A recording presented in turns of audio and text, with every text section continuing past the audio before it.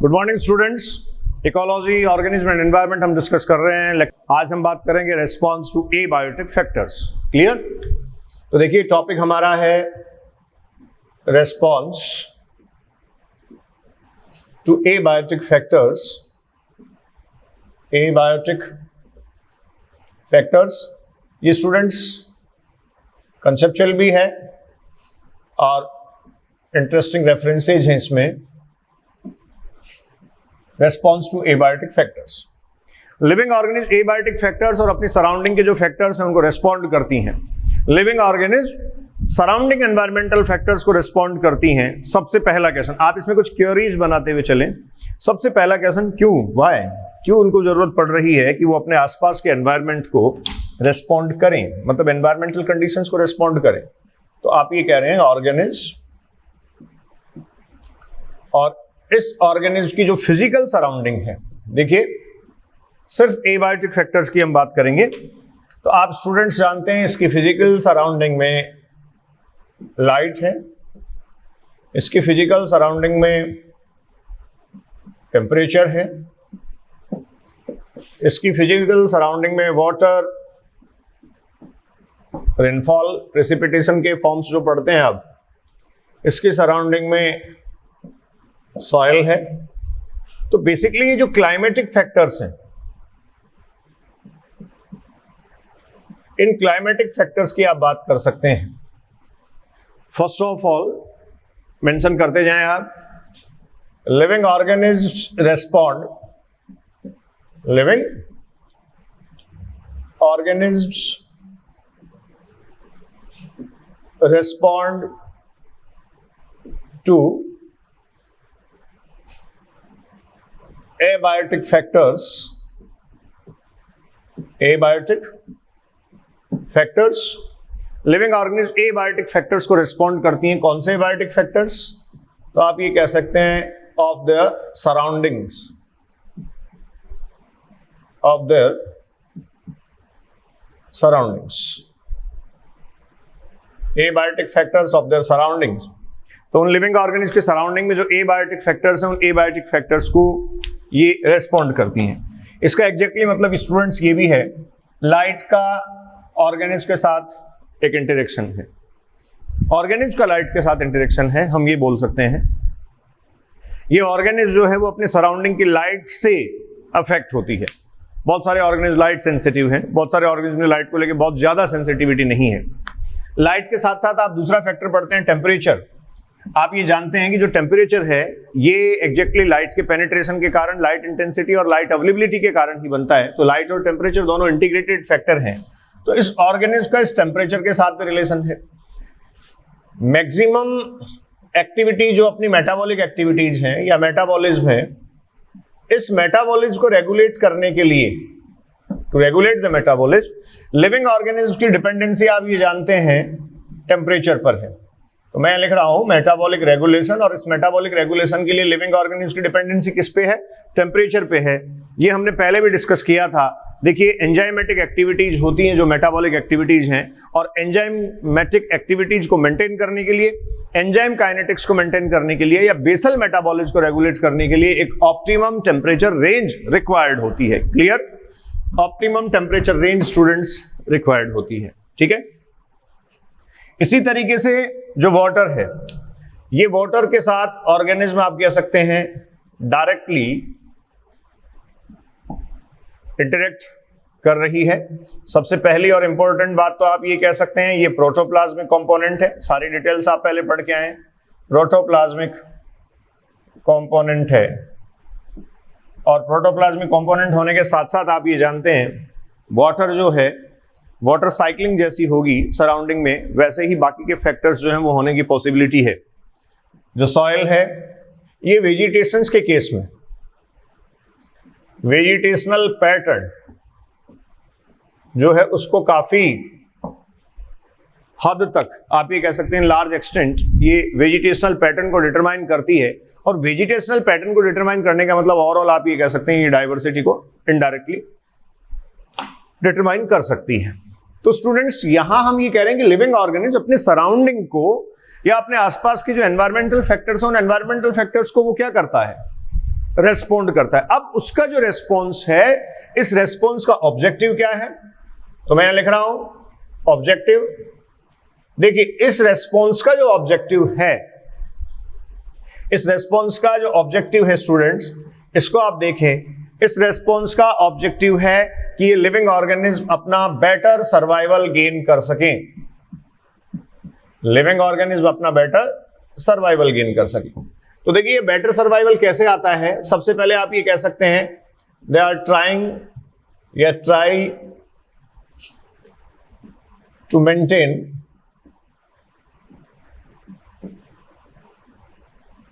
they are trying to maintain themselves in these surroundings। ये अपने आप को वहां मेंटेन करने के लिए ट्राई करना, ये एक्लेमेटाइजेशन आप कह सकते हैं, अपने आप को एक्लेमेटाइज वो करती हैं। जैसे कहीं से भी आप आते हैं किसी दूसरी एनवायरमेंटल कंडीशन से, या बाहर बहुत तेज धूप है, बाहर से चल के आप किसी छाया वाली जगह पे चले गए या अंदर आ गए हैं बाहर से, तो आप बाहर की जो एनवायरमेंटल कंडीशंस हैं उसके बजाय अंदर आके थोड़ा अच्छा फील करेंगे। जो अंदर की कंडीशंस हैं या एनवायरमेंटल कंडीशंस हैं उनके साथ आप एक्लेमेटाइज होंगे। This is basically the acclimatisation. Clear? इसके बाद आप ये कह सकते हैं जैसे ही एक्लेमेटाइज हो जाता है, तो एक्लेमेटाइज होने के बाद ये अपने एनवायरमेंट के साथ बेटर सर्वाइवल ऑब्टेन करना चाहता है, और इसी को स्टूडेंट्स हम कहते हैं अडेप्टेशंस। ये जो है वो स्टूडेंट्स अडेप्टेशन गेन करना कहा जाता है। और आप ये क्लियर रखें, अडेप्टेशन जो है वो किसी एक पर्टिकुलर ऑर्गेनिज्म का एट्रीब्यूट है। अडेप्टेशन मैं यही मेंशन कर देता हूं, कैरेक्टरिस्टिक ऑफ एन ऑर्गेनिज्म, किसी एक ऑर्गेनिज्म का कैरेक्टर है। आगे ये टॉपिक आ रहा है, इसको डिटेल में हम पढ़ेंगे। तो देखिए आपने ये कहा कि लिविंग ऑर्गेनिज्म अपने आसपास की जो सराउंडिंग है, उस सराउंडिंग में जो एनवायरमेंटल फैक्टर्स हैं, ये सराउंडिंग को रेस्पॉन्ड करती है, रेस्पॉन्स देती है। लाइट कम हुआ, ज्यादा हुआ, टेम्परेचर कम हुआ, ज्यादा हुआ, तो इस तरीके से जो एनवायरमेंटल फैक्टर्स हैं इनमें जो वेरिएशंस आता है, इन वेरिएबल एनवायरमेंटल फैक्टर्स को लिविंग ऑर्गेनिज्म रेस्पॉन्ड कर रही है। अब ये जो रेस्पॉन्स है, इस रेस्पॉन्स का ऑब्जेक्टिव क्या है, तो आप ये कहते हैं कि वो अपना मेंटेनेंस वहां उस सराउंडिंग में चाहती है, वो अपने आप को मेंटेन करना चाहती है, वो वहां अपने आप को एडजस्ट करना चाहती है, तो एक्लेमेटाइज होगी। एक्लेमेटाइज होने के बाद आप ये कह सकते हैं वो किसको गेन कर लेगी, अडेप्टेशंस को गेन कर लेगी। तो ओवरऑल उस एनवायरमेंटल कंडीशन में या अपनी सराउंडिंग में वो ऑर्गेनिज्म स्टेब्लिश हो जाएगी और अपना सर्वाइवल ऑक्यूपाई कर लेगी, या आप कह सकते हैं ऑब्टेन कर लेगी। ठीक है, ये तो बात हुई लिविंग ऑर्गेनिज्म करती क्यों है ऐसा, रेस्पॉन्स क्यों देती है। अब अगले काम की बात यह है कि लिविंग ऑर्गेनिज्म जो हैं तो उनको कंटिन्यूसली ये रेस्पॉन्स देना पड़ता है। ठीक है, तो ये जो रेस्पॉन्स है, ये रेस्पॉन्स स्टूडेंट्स आप ये कहिए कंटिन्यूअस है। ये रेस्पॉन्स कंटिन्यूअस है या कंटिन्यूसली रेस्पॉन्ड करना पड़ता है। जब कंटिन्यूअस रेस्पॉन्स है तो इस रेस्पॉन्स के कंटिन्यू मेंटेन रखने के रीजन क्या है, तो आप ये कह सकते हैं जो एनवायरमेंटल कंडीशंस हैं, एनवायरमेंट इज नॉट कांस्टेंट या नॉट यूनिफॉर्म थ्रू आउट। जैसे थ्रू आउट ईयर आप ले लें, इवन थ्रू आउट डे भी जो है वो एनवायरमेंटल कंडीशंस जो हैं, जो क्लाइमेटिक कंडीशंस हैं, वो बहुत बार यूनिफॉर्म नहीं होती। तो आप ये कह रहे हैं रेस्पॉन्स कंटिन्यूस होता है, रेस्पॉन्स कंटिन्यूसली वो करती रहती हैं। तो ऐसा क्यों नहीं होता कि एक बार रेस्पॉन्ड करके अपना एडजस्टमेंट करके वो स्टैब्लिश हो जाएं और उसके बाद उनको रेस्पॉन्स नहीं देना पड़े, ऐसा क्यों नहीं होता। तो आपके पास इसका आंसर ये है कि ऐसा इसलिए नहीं होता कि एनवायरमेंटल कंडीशंस जो हैं वो यूनिफॉर्म नहीं होती। तो इसका मतलब ये एनवायरमेंट क्या हुआ, मैं कह सकता हूं स्टूडेंट्स ये एनवायरमेंट हुआ fluctuating. This is the fluctuating environment और environmental conditions are fluctuating. Environmental conditions जो हैं वो फ्लक्चुएटिंग कंडीशंस। ठीक है, एनवायरमेंट फ्लक्चुएट करता है, एनवायरमेंट कांस्टेंट नहीं होता। अब फिर एक क्वेश्चन है, ये एनवायरमेंट फ्लक्चुएट क्यों करता है, why the environment is fluctuating, why the environment is not uniform और नॉट कांस्टेंट थ्रू आउट। तो आप ये कहेंगे इसके रीजन हैं जो शुरू में भी मैंने आपसे डिस्कस किए थे। देखिए अर्थ मूवमेंट, अर्थ के जो मोमेंट होते हैं वो एनवायरनमेंट को फ्लक्चुएट बनाते हैं, वो एनवायरनमेंट को कांस्टेंट या स्टेबल नहीं रहने देते। जैसे फर्स्ट आप कह सकते हैं डायअर्नल मोमेंट। इस डायअर्नल मोमेंट से आप कहेंगे यहां बनते हैं डे नाइट। तो ऑब्वियस है डे और नाइट का जो टेम्परेचर है, जो लाइट अवेलेबिलिटी है, ये सब जो है वो वेरिएबल होंगे डायअर्नल मोमेंट। तो ऑब्वियस है आप ये कहेंगे कि डे और नाइट में जो एनवायरमेंटल फैक्टर्स हैं उनकी कंडीशन अलग अलग होगी। और सेकंड वन स्टूडेंट्स आप कह सकते हैं अन्युअल मूवमेंट, ठीक है। और इस अन्युअल मूवमेंट से स्टूडेंट्स सीजन्स आती हैं, और ये जो सीजनल वेरिएशंस हैं, ये सीजनल वेरिएशंस भी ऑर्गेनिज्म को फेस करने होते हैं। तो इन सीजनल वेरिएशंस के साथ भी वो कॉप अप करने का एफर्ट करता है, ठीक है। देखिए सीजनल वेरिएशन, जैसे आपने कहा विंटर, समर, स्प्रिंग, बेसिकली ये सीजन्स हैं। रेनी सीजन आती है, स्प्रिंग सीजन आता है, विंटर आता है, समर आता है। सब में एनवायरमेंटल कंडीशन अलग अलग हैं, और सारी एनवायरमेंटल कंडीशंस के साथ लिविंग ऑर्गेनिज्म जो हैं वो एडजस्टमेंट करने का एफर्ट करते हैं। They try to maintain themselves, they are trying to cope with environment. तो ये रेस्पॉन्स क्या है, स्टेटमेंट में लिख रहा हूं, organism trying to cope with environment, with environment. Living organism जो हैं they are trying to cope with environment. वो एनवायरमेंट के साथ कॉप अप करने का एफर्ट कर रही हैं। एनवायरमेंट के साथ आप ये कह सकते हैं स्टूडेंट्स वो एडजस्ट करने का एफर्ट कर रही हैं, ठीक है। तो लिविंग ऑर्गेनिज्म जो एनवायरमेंट के साथ एडजस्टमेंट करने का एफर्ट करती हैं, एनवायरमेंट के साथ आप ये कह सकते हैं कोप करने का जो एफर्ट कर रही हैं, उस एफर्ट में ही वो एक्लेमेटाइज होती हैं और फाइनली एडेप्टेशंस को गेन कर लेती हैं। और एडेप्टेशंस को गेन कर लेती हैं तो उनका बेटर सर्वाइवल वहां होता है, ठीक है। अब एक और क्वेश्चन फिर बनता है, फिर मैं सारे क्वेश्चन सीक्वेंस में डिस्कस करूंगा आपसे, आप नोट करते रहें जब जो सीक्वेंस में लिख रहा हूं। ये तो बात ठीक है कि एनवायरमेंट यूनिफॉर्म नहीं होता थ्रू आउट, ये बात ठीक है कि थ्रू आउट यूनिफॉर्म नहीं होता, इसलिए लिविंग ऑर्गेनिज्म कंटिन्यूअसली रिस्पॉन्ड करती हैं और रिस्पॉन्ड करती हैं। एनवायरमेंट, अब आपने कहा कि थ्रू आउट यूनिफॉर्म नहीं होता तो उसमें फ्लक्चुएटिंग कंडीशंस हैं, तो फ्लक्चुएट क्यों करता है वो? तो आपने कहा अर्थ रोटेशनल मोमेंट, अर्थ मोमेंट। और ये जो रोटेशनल मोमेंट हैं ये आपने क्लियर कर लिए, पहले भी हमने डिस्कस कर रखा है इसको। और ये आप कह रहे हैं क्या है? Diurnal moment and annual moment. तो डे नाइट और सीजन्स का वेरिएशन आ गया।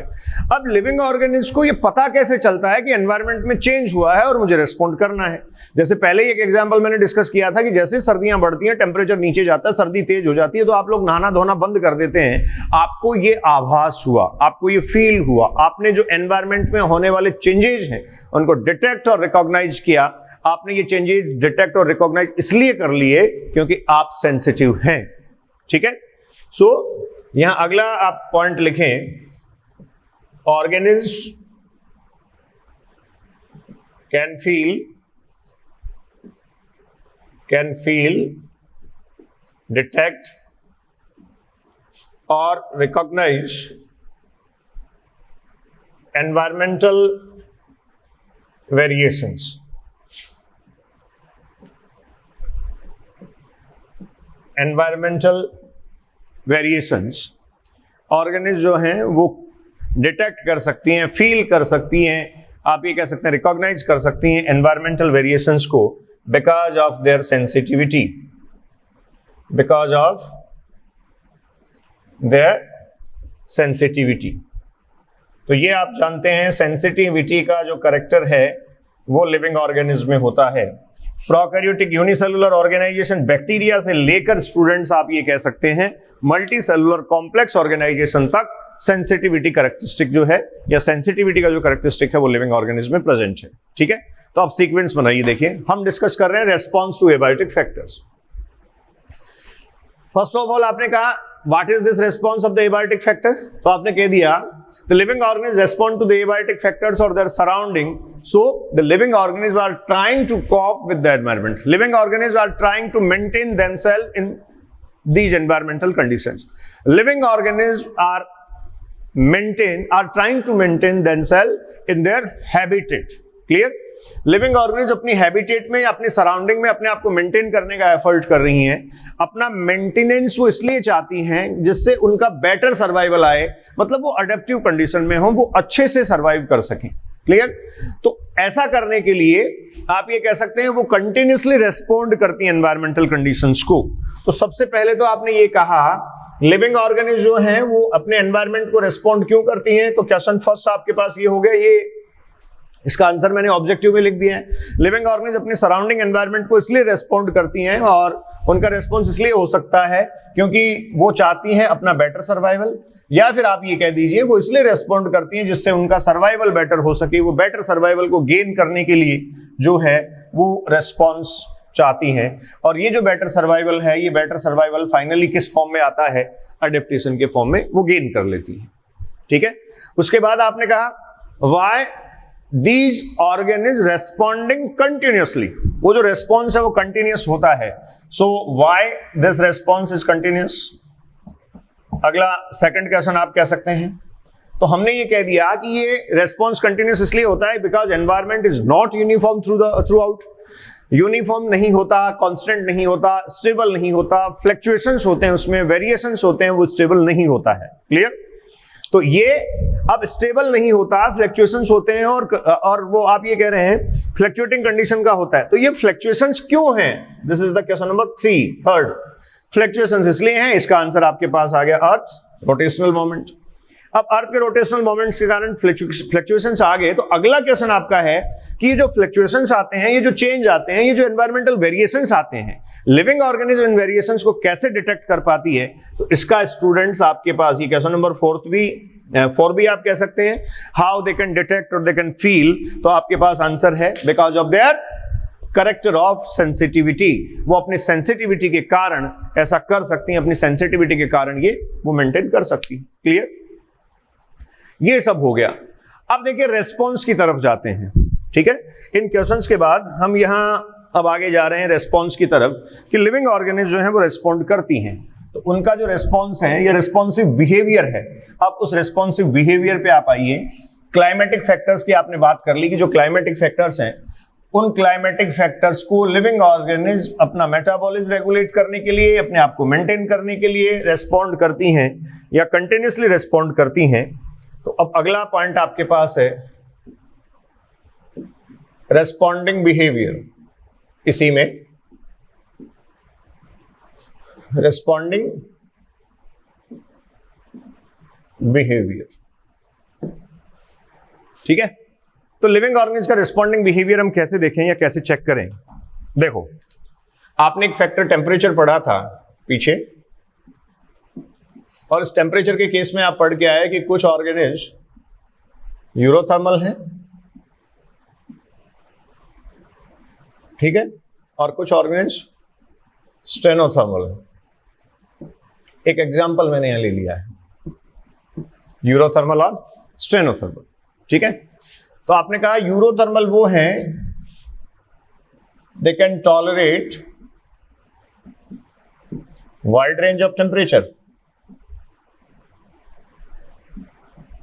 They can tolerate the wide range. और जो स्टेनोथर्मल हैं ये आप ये कह सकते हैं they can tolerate narrow range, they can tolerate the narrow range of temperature. ठीक है, तो इस तरीके से यूरोथर्मल और स्टेनोथर्मल टाइप के ऑर्गेनिज्म आपके पास। अब देखिए इनका जो रेगुलेटरी प्रोसेस है वो क्या है, ये रेस्पॉन्स कैसे देते हैं, रेस्पॉन्डिंग बिहेवियर इनका कैसा है। ठीक है, दो टाइप के ऑर्गेनिज्म यहां हम स्टूडेंट्स, एक मैं लिख रहा हूं होमियोथर्म्स। ठीक है, कैटेगरी देखिए आप, होमियोथर्म्स, या इसको मैं कह सकता हूं एंडोथर्म्स, और आप इनको वार्म भी कह सकते हैं। First homeotherm, second one is the poikilotherms. 1 minute,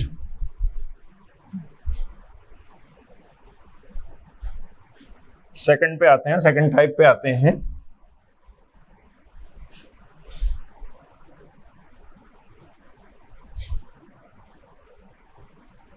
और इसमें आप ये कह रहे हैं, 1 मिनट प्लीज,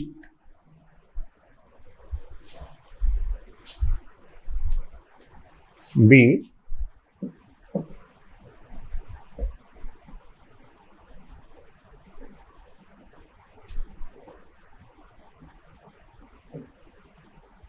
सब्स, या फिर इनको मैं कह सकता हूं एक्टोथर्म्स। ठीक है, तो देखो अब ये जो कंडीशन आपके पास,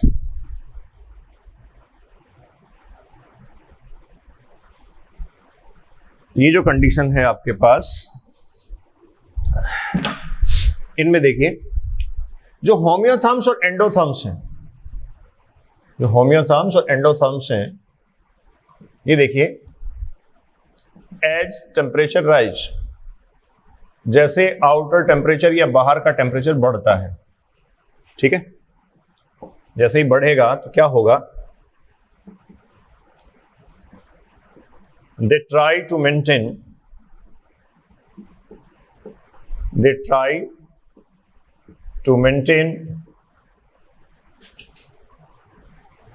their internal body temperature, their internal body temperature at constant.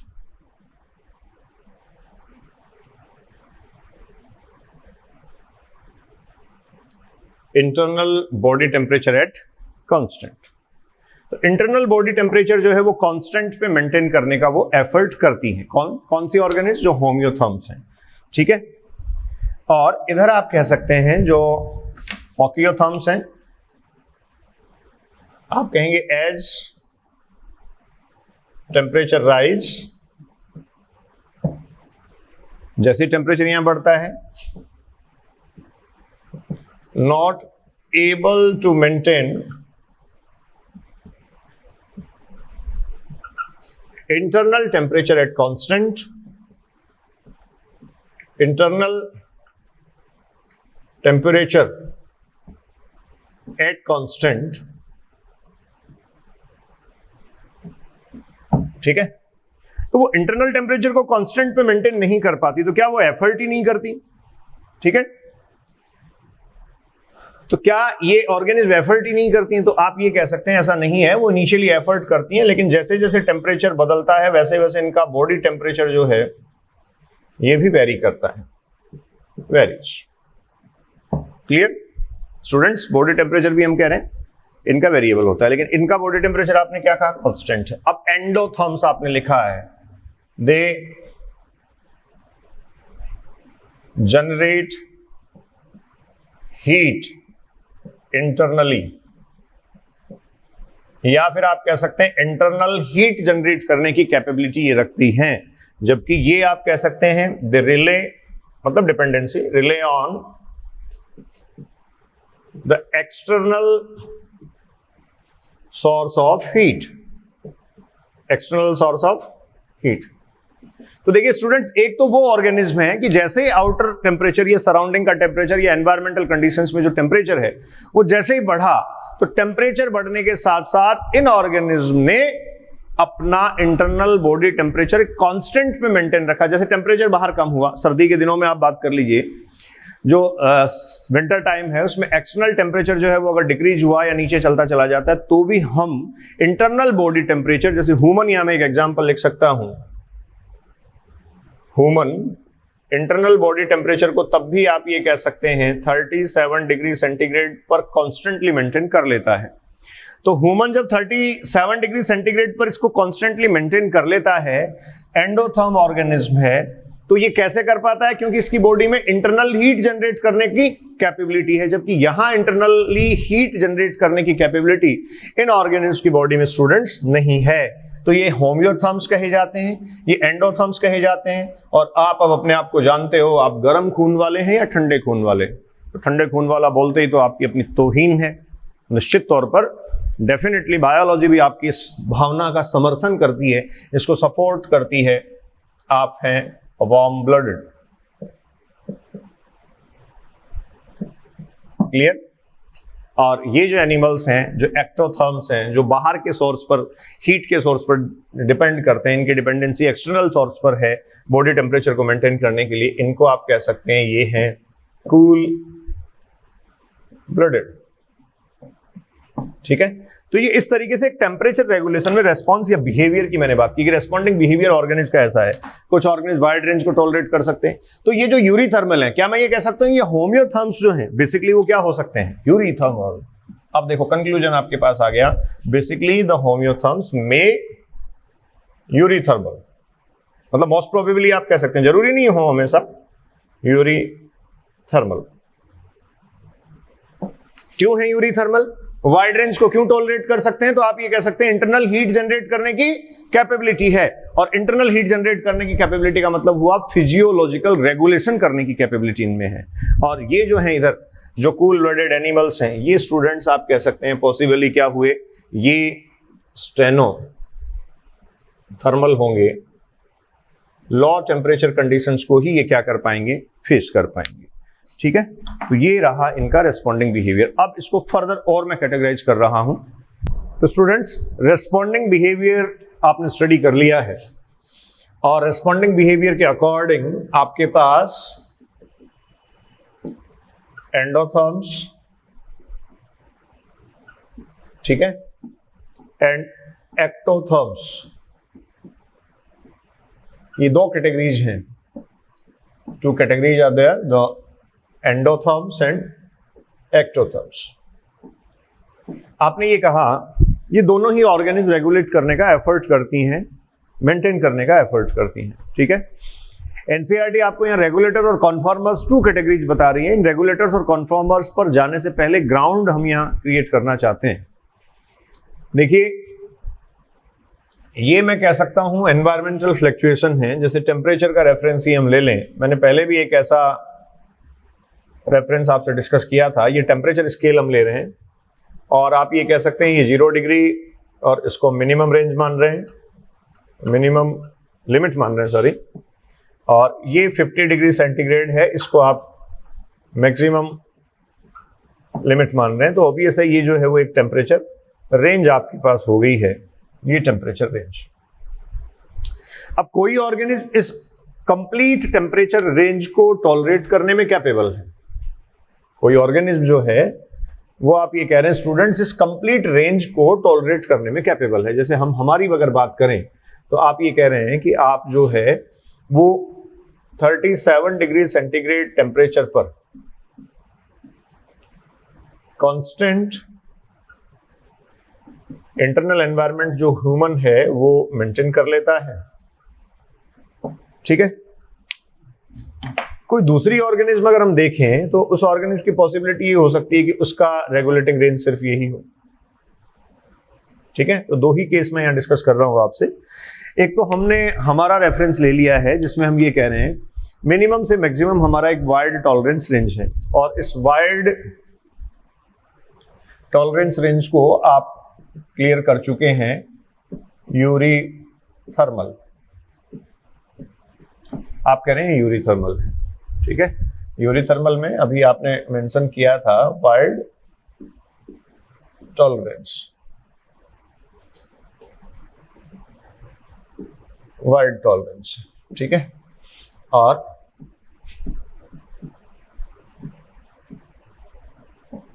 Stenothermal, इसमें आप कहेंगे टॉलरेंस कैसा है? Narrow tolerance. ठीक है? तो अब देखिए स्टूडेंट्स, यहाँ टेम्परेचर स्केल पे जो वाइड और नैरो टॉलरेंस रेंज हम देख रहे हैं, तो एक जो ब्लू से मैंने बनाया वो वाइड टॉलरेंस को इंडिकेट कर रहा है। आपने कहा ये वाइड टॉलरेंस को इंडिकेट कर रहा है, तो इसको फर्स्ट और इसको सेकंड में लिख लेता हूं। तो ये तो स्केल हमारे पास जो है फर्स्ट का है और ये सेकंड का है। अब हम ये कह रहे हैं पॉसिबली, मतलब इसको कनेक्ट करना चाह रहे हैं इससे, जो यूरीथर्मल है, ये यूरीथर्मल आप ये कह सकते हैं एंडोथर्म्स हो सकते हैं, बिकॉज एंडोथर्म्स जो है वो आप कहेंगे इंटरनल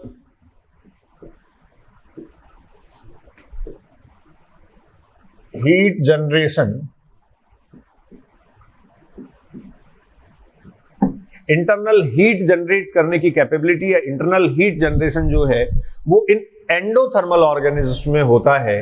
तो इंटरनल हीट जनरेशन का मतलब आप ये कह सकते हैं, यहां कैसा रेगुलेशन हुआ, फिजियोलॉजिकल रेगुलेशन, ठीक है। आप ये देखते हैं कि जैसे विंटर के टाइम में बाहर का टेम्परेचर गिरा, तो जो एम्बाइंड टेम्परेचर है उसके साथ कोप करने के लिए, उसके साथ एडजस्ट करने के लिए हमारी बॉडी इंटरनल हीट जनरेट करने की कैपेबिलिटी रखती है। उसको कुछ और एक्टिविटीज के थ्रू हम सपोर्ट करते हैं। आप इस तरीके से हाथ रब करते हैं, वर्कआउट करते हैं, एक्सरसाइज करते हैं, तो ये सब जो है वो आपकी बॉडी को आप ये कह सकते हैं इंटरनल हीट जनरेट करने की जो कैपेबिलिटी है उसको सपोर्ट कर रहा है, ठीक है। तो इंटरनल हीट जनरेट करने की जो कैपेबिलिटी आपकी थी स्टूडेंट्स, उसको आपने कहा फिजियोलॉजिकल रेगुलेशन। जो एक्टोथर्म्स हैं, ये एक्टोथर्म्स के लिए बहुत क्लियरली आपने मेंशन किया, they rely on external source of heat, they rely on the external source of heat. ये एक्सटर्नल सोर्स ऑफ हीट पर डिपेंड करते हैं, इनकी dependency external source of heat पर है, ठीक है। तो यहां से देखिए एक्सटर्नल सोर्स ऑफ हीट पर इनकी डिपेंडेंसी है, तो ये इंटरनल फिजियोलॉजिकल रेगुलेशन की कैपेबिलिटी नहीं रखते हैं। यही तो हुआ, आपने कहा ये इंटरनल हीट जनरेट करने की कैपेबिलिटी रखते हैं, तो इसका मतलब इनमें फिजियोलॉजिकल रेगुलेशन प्रेजेंट है और इनमें इंटरनल फिजियोलॉजिकल रेगुलेशन प्रेजेंट नहीं है। तो इसका मतलब ये नहीं हुआ कि फिजियोलॉजिकल रेगुलेशन ऑर्गेनिज्म में होता ही नहीं है। क्या है, देखिए अब समझिए, रेस्पॉन्स की बात करते हैं। टेम्परेचर चेंज हुआ या किसी भी तरीके की एनवायरमेंटल कंडीशंस और सिचुएशंस जो है वो फ्लक्चुएट हुई, हर एक ऑर्गेनिज्म, वो चाहे माइक्रो ऑर्गेनिज्म बैक्टीरिया हो, चाहे मल्टीसेलुलर कॉम्प्लेक्स ऑर्गेनिज्म जो है वो हो। अब यहां थोड़ा सा आपको सुनना है, सिर्फ ध्यान से सुनिए मेरी बात। तो हम ये कह रहे हैं यूनिसेलुलर ऑर्गेनिज्म हो, चाहे मल्टीसेलुलर ऑर्गेनिज्म हो, मल्टीसेलुलर कॉम्प्लेक्स ऑर्गेनिज्म हो, सब अपने आप को अपनी सराउंडिंग्स में, अपने एनवायरनमेंट में स्टैब्लिश करना चाहते हैं। सब अपना आप ये कह सकते हैं बेटर सर्वाइवल मेंटेन करना चाहते हैं। तो इस बेटर सर्वाइवल को मेंटेन करने के लिए स्टूडेंट्स, ये जो ऑर्गेनिज्म है ये अपने इंटरनल रेगुलेशन की जो एक्टिविटी है, उस इंटरनेशनल रेगुलेशन की एक्टिविटी से या मेटाबॉलिज्म से आप ये कह सकते हैं बेसिकली ट्राई करते हैं कि बाहर वाले एनवायरनमेंट के साथ वो अपने आप को एडजस्ट कर सकें। अब इंटरनल फिजियोलॉजिकल रेगुलेशन सारे ऑर्गेनिज्म में नहीं होता। हाँ, कुछ ऑर्गेनिज्म जो है वो कुछ लिमिट तक आप ये कह सकते हैं इंटरनल रेगुलेशन की जो कॉसेस है या एफर्ट्स हैं वो करती हैं, लेकिन एक लिमिट के बाद ये एफर्ट्स इनके फेल हो जाते हैं, एफर्ट्स नहीं कर पाते। जैसे हमने मेंटेन करने के लिए ट्राई किया, हम आप ये कह सकते हैं फ्लक्चुएटिंग कंडीशन जो है 0 to 50 डिग्री सेंटीग्रेड टेम्परेचर, इस वाइड रेंज में हम टॉलरेट कर रहे हैं। एनवायरमेंटल कंडीशंस जो हैं, जब एक्सट्रीम टेम्परेचर हो रहा है तब भी हम 37 डिग्री सेंटीग्रेड पे टॉलरेट कर रहे हैं, और जब 0 डिग्री सेंटीग्रेड टेम्परेचर हो रहा है तब भी हम टॉलरेट कर रहे हैं। तो क्या हमेशा ही आप टॉलरेट कर पाएंगे? यहां माइनस में टेम्परेचर होता चला जाए, -10, -20, -30, क्या ऑलवेज आप रेगुलेट कर लेंगे? ऐसा नहीं है। इधर देखिए, मैं कह रहा हूं 50 डिग्री सेंटीग्रेड से ऊपर ये टेम्परेचर बढ़ा, 60 डिग्री सेंटीग्रेड हुआ, 70 डिग्री सेंटीग्रेड हुआ, क्या ऑलवेज आप रेगुलेट कर लेंगे? ऐसा पॉसिबल नहीं है। तो इसका मतलब क्या हुआ कि आप एक डेफिनेट रेंज में रेगुलेट कर रहे हैं। क्लियर? आप एक डेफिनेट रेंज में रेगुलेट कर रहे हैं। दूसरा जो ऑर्गेनिज्म था जिसको स्टेनोथर्मल आपने कहा, और आपने ये कहा था कि ये नैरो टॉलरेंस शो करता है, नैरो रेंज को ही ये जो है वो फेस कर पाता है, वाइड रेंज में ये नहीं जा पाता। इसका मतलब हमने ये कहा कि बेसिकली वो जो है वो एक्टोथर्म्स हो सकते हैं, दे रिले और depends on the external source of heat. अब एक्सटर्नल सोर्स ऑफ हीट पर वो डिपेंड करते हैं, तो इसका मतलब इंटरनल फिजियोलॉजिकल रेगुलेशन बेसिकली इनमें नहीं होता है। तो ये जो ऑर्गेनिज्म है, क्या ये ऑर्गेनिज्म एनवायरनमेंट में चेंजेज आते ही या चेंजेज होते ही जो है वो एनवायरनमेंट के आगे सरेंडर कर देते हैं? भाई एनवायरनमेंट के आगे सरेंडर तो नहीं करते होंगे ना वो, ऐसे तो एनवायरनमेंट को एक सिग्नल या कॉल नहीं देते होंगे कि मैं रेगुलेट नहीं कर सकता, मुझे मार दिया जाए, ऐसा तो पॉसिबल नहीं है। Each and every organism try to maintain the internal environment at constant, मैं फिर बोल रहा हूं, each and every organism trying to maintain और try to maintain its internal environment at constant. ठीक है, अब कुछ में फिजियोलॉजिकल रेगुलेशन की कैपेबिलिटी है, इसलिए आप ये कह सकते हैं वो लार्ज एक्सटेंट में मेंटेन कर पाते हैं, और कुछ में इंटरनल फिजियोलॉजिकल रेगुलेशन की कैपेबिलिटी नहीं है, इसलिए उनका रेगुलेशन जो है वो बहुत नैरो रेंज में होता है या वो कुछ टाइम बाद ही फेल हो जाते हैं। तो इस ऑर्गेनिज्म में भी एफर्ट किया, सरेंडर नहीं किया एनवायरनमेंट के आगे। जैसे ही एक्सटर्नल टेम्परेचर आप ये कह सकते हैं डिक्रीज हुआ, तो इसको भी अपना बॉडी टेम्परेचर मेंटेन करना था, तो अपना बॉडी टेम्परेचर मेंटेन करने के लिए आप ये कह सकते हैं ये भी एफर्ट तो करता है। तो हर एक लिविंग ऑर्गेनिज्म, चाहे वो रेगुलेटर हो चाहे वो कॉन्फॉर्मर हो, इनको मैं रेगुलेटर और कॉन्फॉर्मर से जोड़ रहा हूं। देखिए, आपने कहा था सबसे पहली कैटेगरी आपने ये डिसाइड की थी on the basis of tolerance. अब देखो, on the basis of tolerance, students आप कह रहे हैं टॉलरेंस के बेसिस पे ये कैटेगरी है। फिर मैंने कहा on the basis of regulation, on the basis of regulation, ठीक है, on the basis of regulation, regulation के बेसिस पे एंडोथर्म्स और एक्टोथर्म्स है। तो यहां टू कैटेगरीज आपको डिफाइन करनी है जो एनसीईआरटी मेंशन करके देती है। कुछ ऑर्गेनिज्म रेगुलेटर्स हैं, कुछ ऑर्गेनिज्म कॉन्फॉर्मर्स हैं। इन दोनों को कनेक्ट करते हुए हम तीसरे रेफरेंस पे आ रहे हैं, on the behalf of regulation ही आप ये कह सकते हैं लिविंग ऑर्गेनिज्म कैसे हैं, रेगुलेटर्स एंड कॉन्फॉर्मर्स। अब स्टूडेंट्स, ये रेगुलेटर्स और कॉन्फॉर्मर्स आप कैसे डिसाइड कर पाएंगे, ये रेगुलेटर्स और कॉन्फॉर्मर्स आप जो है वो कैसे डिटरमाइन या डिसाइड कर पाएंगे? तो इसके लिए देखिए, एक ग्राफ बना रहा हूं मैं। इस ग्राफिकल प्रेजेंटेशन को आप समझें, जितना ग्राफिकल प्रेजेंटेशन के साथ हम रहेंगे उतना ही आप ये कह सकते हैं हम ज्यादा अच्छा सीख पाएंगे। ये बॉडी टेम्परेचर है, बॉडी टेम्परेचर, ठीक है। बॉडी टेम्परेचर के साथ साथ एक्सटर्नल एनवायरमेंटल कंडीशन और एक्सटर्नल टेम्परेचर जो है, ये एक्सटर्नल टेम्परेचर है, एम्बाइंट टेम्परेचर कंडीशन आप कह सकते हैं। अब देखिए, एक्सटर्नल टेम्परेचर या एक्सटर्नल एम्बाइंट कंडीशन, और ये हुआ बॉडी टेम्परेचर। अब एक ऑर्गेनिज्म ऐसा है जो एक्सटर्नल टेम्परेचर बढ़ने के बावजूद भी, एक्सटर्नल टेम्परेचर लगातार बढ़ता जा रहा है, उसके बाद भी अपने आप को मान लीजिए ये कोई टेम्परेचर रेंज है, इस पर कांस्टेंट रख लेता है, ठीक है। ये कोई पर्टिकुलर टेम्परेचर पॉइंट है जिस पर कांस्टेंट रख लेता है। अगर ह्यूमन की बात आप करें तो आप कहेंगे 37 डिग्री सेंटीग्रेड। लेकिन क्या ये ग्राफ ऑलवेज जो है वो ऐसे ही चलने की पॉसिबिलिटी है? एक्सटर्नल टेम्परेचर बढ़ने पर अपने आप को कांस्टेंटली मेंटेन कर लेता है, लेकिन इसका ये जो मेंटेनेंस है स्टूडेंट्स, एक लिमिट तक हो सकता है। जैसे मैंने अभी कहा, ह्यूमन जो है वो 0 डिग्री सेंटीग्रेड पर भी कांस्टेंट मेंटेन किए हुए थे, और ये जो है ह्यूमन ने 50 डिग्री सेंटीग्रेड पर भी कांस्टेंटली मेंटेन किया। तो क्या ये 60 और 70 डिग्री सेंटीग्रेड पर भी मेंटेन करेगा? नहीं, ऐसा नहीं है, ये मेंटेन नहीं कर पाएगा। क्लियर? तो आप ये कह सकते हैं इसका बॉडी टेम्परेचर भी एक पॉसिबिलिटी है, उसके बाद जो है वो क्या हो जाए, इंक्रीज होना शुरू हो जाए एक लिमिट के बाद। दूसरा एक ऑर्गेनिज्म है जिसका बॉडी टेम्परेचर आप ये कह सकते हैं ये कंडीशन शो करता है। तो ये जैसे मैं कह सकता हूं मैमल्स, ठीक है, और कोई एंडोथर्म आपने ले लिया, और दूसरा मैं कह सकता हूं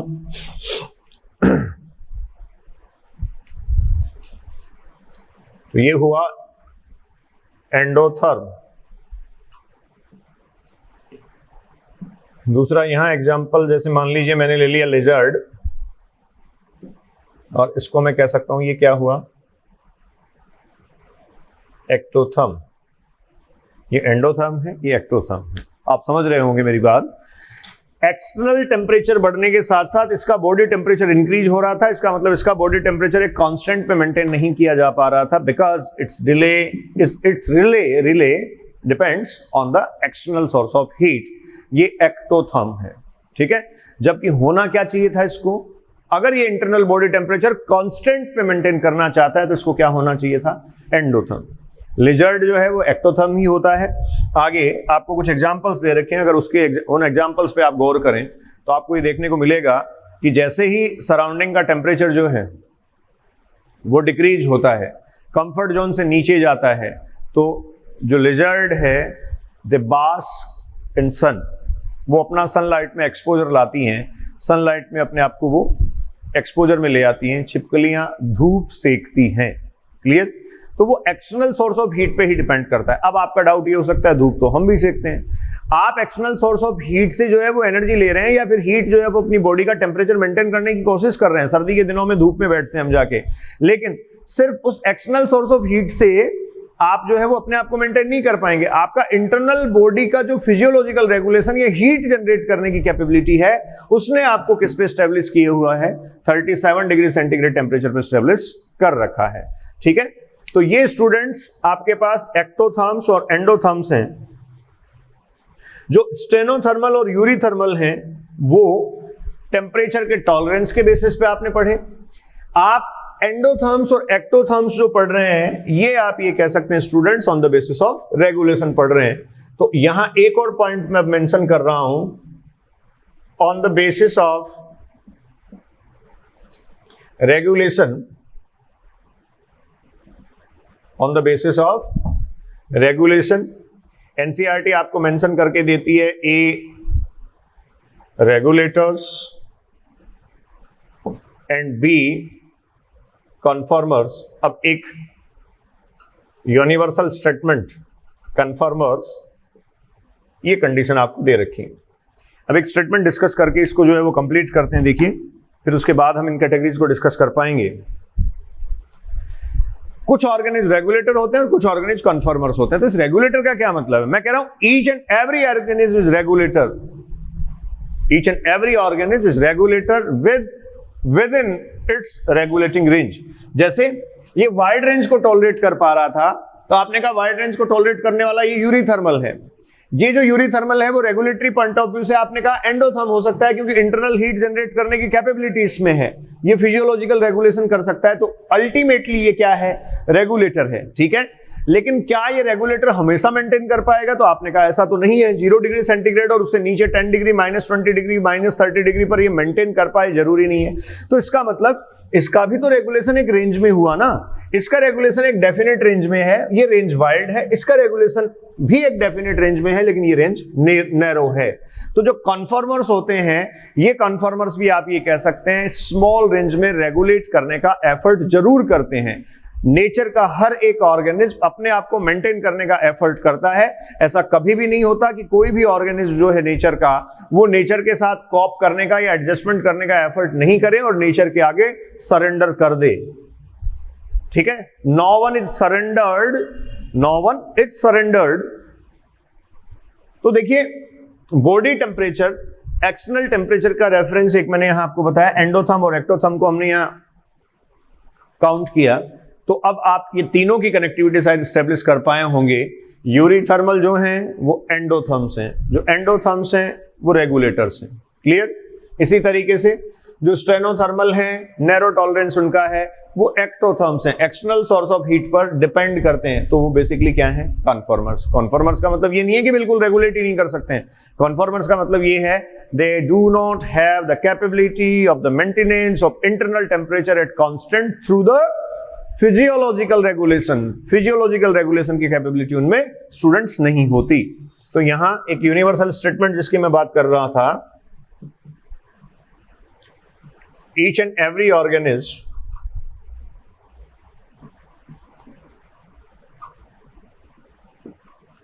ईच एंड एवरी ऑर्गेनिज्म, हर एक ऑर्गेनिज्म रेगुलेट करती है within its regulating range, within its regulating range. तो अब आपका क्वेश्चन ये हो सकता है कि जब हर एक ऑर्गेनाइज रेगुलेट करती है अपनी रेगुलेटिंग रेंज में, तो फिर रेगुलेटर और कॉन्फॉर्मर अलग अलग क्यों किए गए? तो आप ध्यान रखें, रेगुलेटर्स ये कौन है? इकोलॉजिकली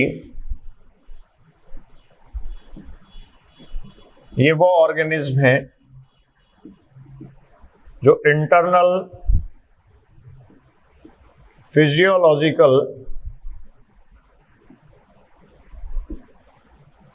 रेगुलेशन होल्ड करते हैं, जिनमें स्टूडेंट्स इंटरनल फिजियोलॉजिकल रेगुलेशन होगा, और कन्फॉर्मर्स वो हैं not able to maintain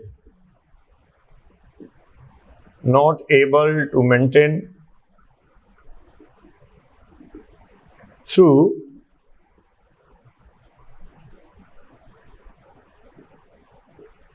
internal physiological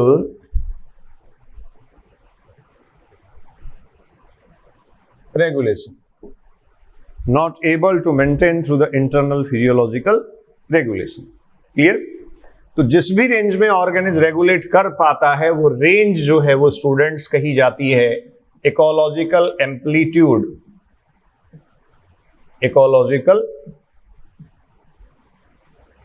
amplitude, ये स्टूडेंट्स इकोलॉजिकल एम्पलीट्यूड कहा जाता है। Each and every organism is able to maintain its internal environment. ठीक है, अब कुछ जो है वो फिजियोलॉजिकल रेगुलेशन के थ्रू मेंटेन कर सकती हैं और कुछ में फिजियोलॉजिकल रेगुलेशन की कैपेबिलिटी नहीं होती है। तो जिनमें फिजियोलॉजिकल रेगुलेशन की कैपेबिलिटी है स्टूडेंट्स, वो क्या है? रेगुलेटर्स। और जिनमें फिजियोलॉजिकल रेगुलेशन की कैपेबिलिटी नहीं है वो क्या है? कन्फॉर्मर्स, जो एनसीईआरटी कन्फॉर्मेंस उनको काउंट करती है। तो इस तरीके से अब आपके पास ये जो है वो ओवरऑल रेगुलेटरी प्रोसेस है। लिविंग ऑर्गेनिज्म को जो रेस्पॉन्स है, रेस्पॉन्डिंग बिहेवियर उनका जो है, उस रेस्पॉन्स को यहां मैंने क्लियर किया है। Endotherm, ectotherm. ठीक है, endotherm and ectotherm are possibly the regulators and conformers respectively. ठीक है, और इनका जो रेस्पॉन्स है, ये रेस्पॉन्स या टॉलरेंस ये है। जो एंडोथर्म्स हैं या जो रेगुलेटर्स हैं उनका रेस्पॉन्स ये है कि वो वाइड रेंज को टॉलरेट कर सकते हैं। So basically they are the eurythermals, और ये जो है वो क्या है? स्टेनोथर्मल्स। ये नैरो रेंज को स्टूडेंट्स टॉलरेट कर पाते हैं। ठीक है, तो ये हुआ, देखिए आपके पास रेगुलेटरी प्रोसेस। ठीक है, एनसीईआरटी ने भी एक ग्राफ आपको दे रखा है। एनसीईआरटी ने भी एक ग्राफ आपको दे रखा है, उस ग्राफ को भी हम स्टडी करेंगे, जिसमें इंटरनल और एक्सटर्नल एनवायरनमेंट के साथ साथ जो है वो लिविंग ऑर्गेनिज्म का बिहेवियर या रिस्पॉन्स आपसे स्टूडेंट्स डिस्कस किया गया है। उस ग्राफ को भी मैं आपसे डिस्कस करूंगा। उससे पहले एक और पॉइंट, एक और बात आपको ये क्लियर होनी चाहिए। एक इंटरनल एनवायरनमेंट को कांस्टेंट पर मेंटेन करना जो है वो क्या है? तो एक मैं टर्म लिख रहा हूं, homeostasis. The homeostasis is the maintenance of internal environment at constant. Maintenance of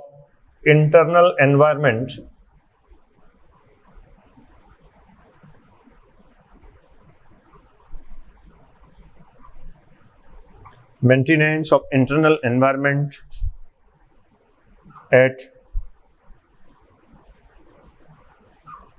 constant.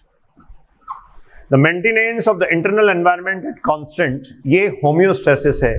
तो देखिए, इनमें इंटरनल एनवायरनमेंट को कांस्टेंट पर मेंटेन कौन कर सकता है? रेगुलेटर, एंडोथर्म्स और यूरीथर्मल। आप कह सकते हैं इनमें कैपेबिलिटी है कि ये वाइड रेंज को टॉलरेट कर पाते हैं।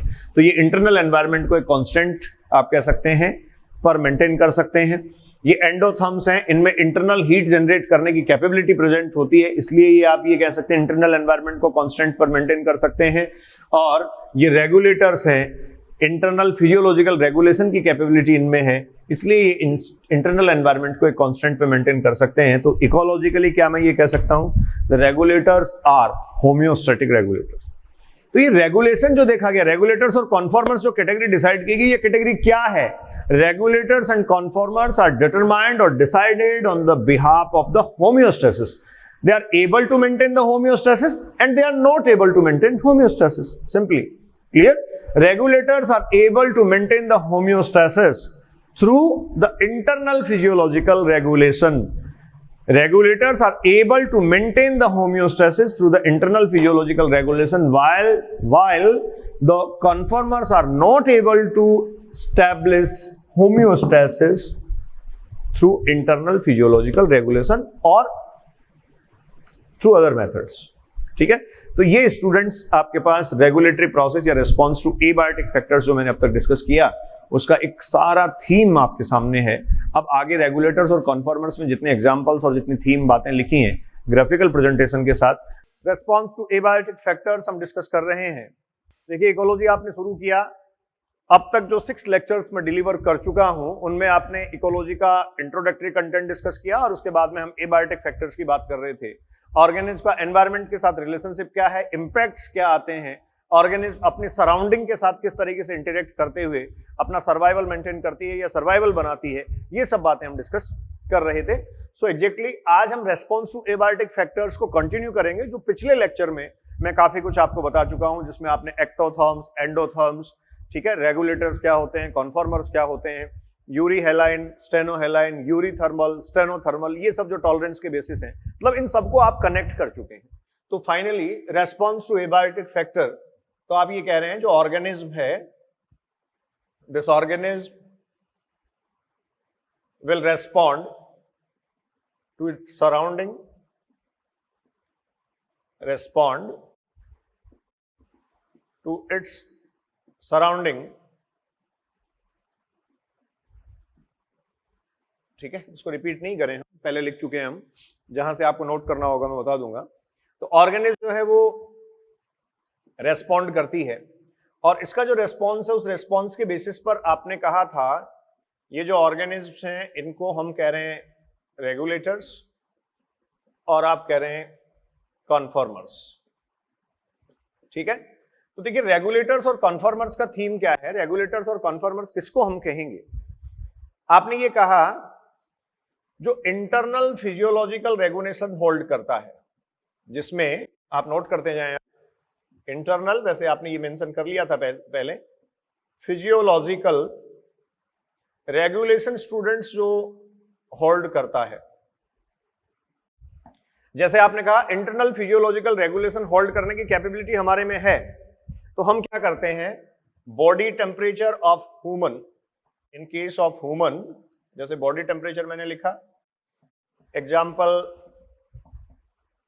आप कहेंगे ह्यूमन, और हम ये कह रहे हैं बॉडी टेम्परेचर जो है 37 डिग्री सेंटीग्रेड एक कांस्टेंट पर हम मेंटेन कर पाते हैं। ठीक है, ये 37 डिग्री सेंटीग्रेड टेम्परेचर कांस्टेंट पे हम कैसे मेंटेन कर पाते हैं, क्योंकि हमारा आप ये कह सकते हैं इंटरनल फिजियोलॉजिकल रेगुलेशन है, जो इंटरनल फिजियोलॉजिकल रेगुलेशन है, उस इंटरनल फिजियोलॉजिकल रेगुलेशन के थ्रू 37 डिग्री सेंटीग्रेड टेम्परेचर पर हम इसको मेंटेन कर लेते हैं। क्लियर, ये इंटरनल फिजियोलॉजिकल रेगुलेशन की कैपेबिलिटी हमें बनाती है homeostatic, homeostatic, and the phenomenon to maintain the internal environment at constant is known as the homeostasis. Clear? तो आप ये कह सकते हैं हम होम्योस्टेसिस को अचीव कर सकते हैं, हम होम्योस्टैटिक ऑर्गेनिज्म हैं, और हम होम्योस्टैटिक ऑर्गेनिज्म इसलिए हैं क्योंकि इंटरनल एनवायरनमेंट को एक कांस्टेंट पर हम मेंटेन कर सकते हैं with the एम्बाइंड external environment.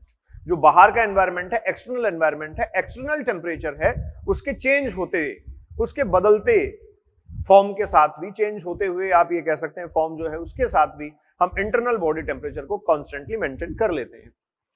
Second, conformers कौन से हैं, तो आप ये कहें वो organism no internal physiological regulation, no internal physiological regulation is there, no internal physiological regulation is there. आप ये कह सकते हैं इंटरनल फिजियोलॉजिकल रेगुलेशन वहां नहीं है। ठीक है, इंटरनल एनवायरनमेंट या इंटरनल टेम्परेचर, जैसे एक टेम्परेचर का रेफरेंस आप ले रहे हैं तो टेम्परेचर ले सकते हैं, इंटरनल टेम्परेचर वेरीज। ठीक है स्टूडेंट्स, पूरे स्टेटमेंट्स लिखने के बजाय मेन कंटेंट आप लिखा करो। इंटरनल टेम्परेचर जो है वो वेरी करेगा with variable environmental conditions. Variable environmental conditions के साथ ये वेरी करेगा विद वेरिएबल एनवायरमेंटल कंडीशंस, या फिर आप कह सकते हैं with fluctuating environment. Environment fluctuate करेगा तो ये भी जो है वो कांस्टेंट से फ्लैक्चुएट करता रहेगा। तो ऑब्वियस है इन ऑर्गेनिज्म का जो सर्वाइवल है इनके कंपैरेटिवली, रेगुलेटर्स के कंपैरेटिवली इनका सर्वाइवल जो है वो कम होगा। ठीक है, अगली एक बात मैं आपसे ये डिस्कस कर रहा हूं, मैंने आपसे ये कहा था each and every organism is regulator. Clear? Each and every organism is regulator within its regulating range. तो जो रेगुलेटिंग रेंज है, रेगुलेटिंग रेंज है, ये regulating range ecological amplitude consider की जाती है। आप कह सकते हैं इकोलॉजिकल एम्पलीट्यूड, स्टूडेंट्स आप इसको कंसीडर कर सकते हैं। और ये जो इकोलॉजिकल एम्पलीट्यूड है ये काफी वेरिएबल हो सकता है ऑर्गेनिज्म के केस में। जैसे आपने कहा किसी एक ऑर्गेनिज्म का ये इकोलॉजिकल एम्पलीट्यूड हो सकता है, मींस मिनिमम से मैक्सिमम के बीच जितना ज्यादा स्पेस होगा उतना ही आप ये कह सकते हैं इकोलॉजिकल एम्पलीट्यूड ज्यादा है, मतलब उसका टॉलरेंस ज्यादा है। अब टॉलरेंस ज्यादा है तो उसके सर्वाइवल की पॉसिबिलिटी ज्यादा है, तो इसका मतलब उसके रेगुलेटर होने की पॉसिबिलिटीज भी ज्यादा से ज्यादा है। दूसरी कंडीशन आप ये कह सकते हैं किसी ऑर्गेनिज्म का इकोलॉजिकल एम्पलीट्यूड ये हो सकता है, और भी कम आप कह सकते हैं ऑर्गेनिज्म का इकोलॉजिकल एम्पलीट्यूड कम भी हो सकता है, काफी कम या नैरो रेंज में हो सकता है। तो इसका मतलब हम ये कह रहे थे, पिछले लेक्चर में हमने बात की थी कि हर एक ऑर्गेनिज्म अपने आप को मेंटेन करने का एफर्ट तो करता है, कोई भी ऑर्गेनिज्म नेचर के आगे या नेचर में सरेंडर नहीं करता है। तो हर एक ऑर्गेनिज्म जब नेचर में मेंटेन करने का एफर्ट करता है तो आप ये कह सकते हैं, मैं एक स्टेटमेंट कंक्लूड कर रहा हूं जो ये अंडरस्टैंडिंग आपको देगा कि रेगुलेटर्स को और होम्योस्टैटिक रेगुलेटर्स को हम कैसे डिफर करें। तो मैं फिर स्टूडेंट्स कह रहा हूं, each and every organism is regulator within regulating range. हर एक ऑर्गेनिज्म रेगुलेटर है, लेकिन उसकी अपनी रेगुलेटिंग रेंज में ही वो रेगुलेटर है। क्लियर है आपको ये? फिर आप ये कहेंगे कि इस रेगुलेटर में, जब वो रेगुलेटर है हर एक ऑर्गेनिज्म, तो होम्योस्टैटिक क्यों नहीं होता वो? तो होम्योस्टेसिस के केस में ही हम ये कह सकते हैं कि जो living organism internal physiological regulation के थ्रू रेगुलेट कर लेता है वो क्या है? होम्योस्टैटिक। और जो इंटरनल फिजियोलॉजिकल रेगुलेशन के थ्रू रेगुलेट नहीं कर पाता वो क्या हुआ? कन्फर्मर। क्लियर? अब देखो कैटेगराइजेशन करते हैं। आप कहते हैं 99% ऑर्गेनिज्म्स, 99% ऑर्गेनिज्म्स जो हैं ये कन्फर्मर्स हैं। Only 1% organisms, only 1% organisms are the regulators. इसमें आप स्पेसिफिकली कह सकते हैं मैमल्स, मैमल्स के साथ साथ आप जो रेगुलेटर्स हैं उनकी बात कर सकते हैं। तो मैमल्स जो हैं वो रेगुलेटर हैं। मैमल्स के साथ आप कह सकते हैं स्पेसिफिकली बर्ड्स, सम वर्टिब्रेट्स, सॉरी सम इनवर्टिब्रेट्स,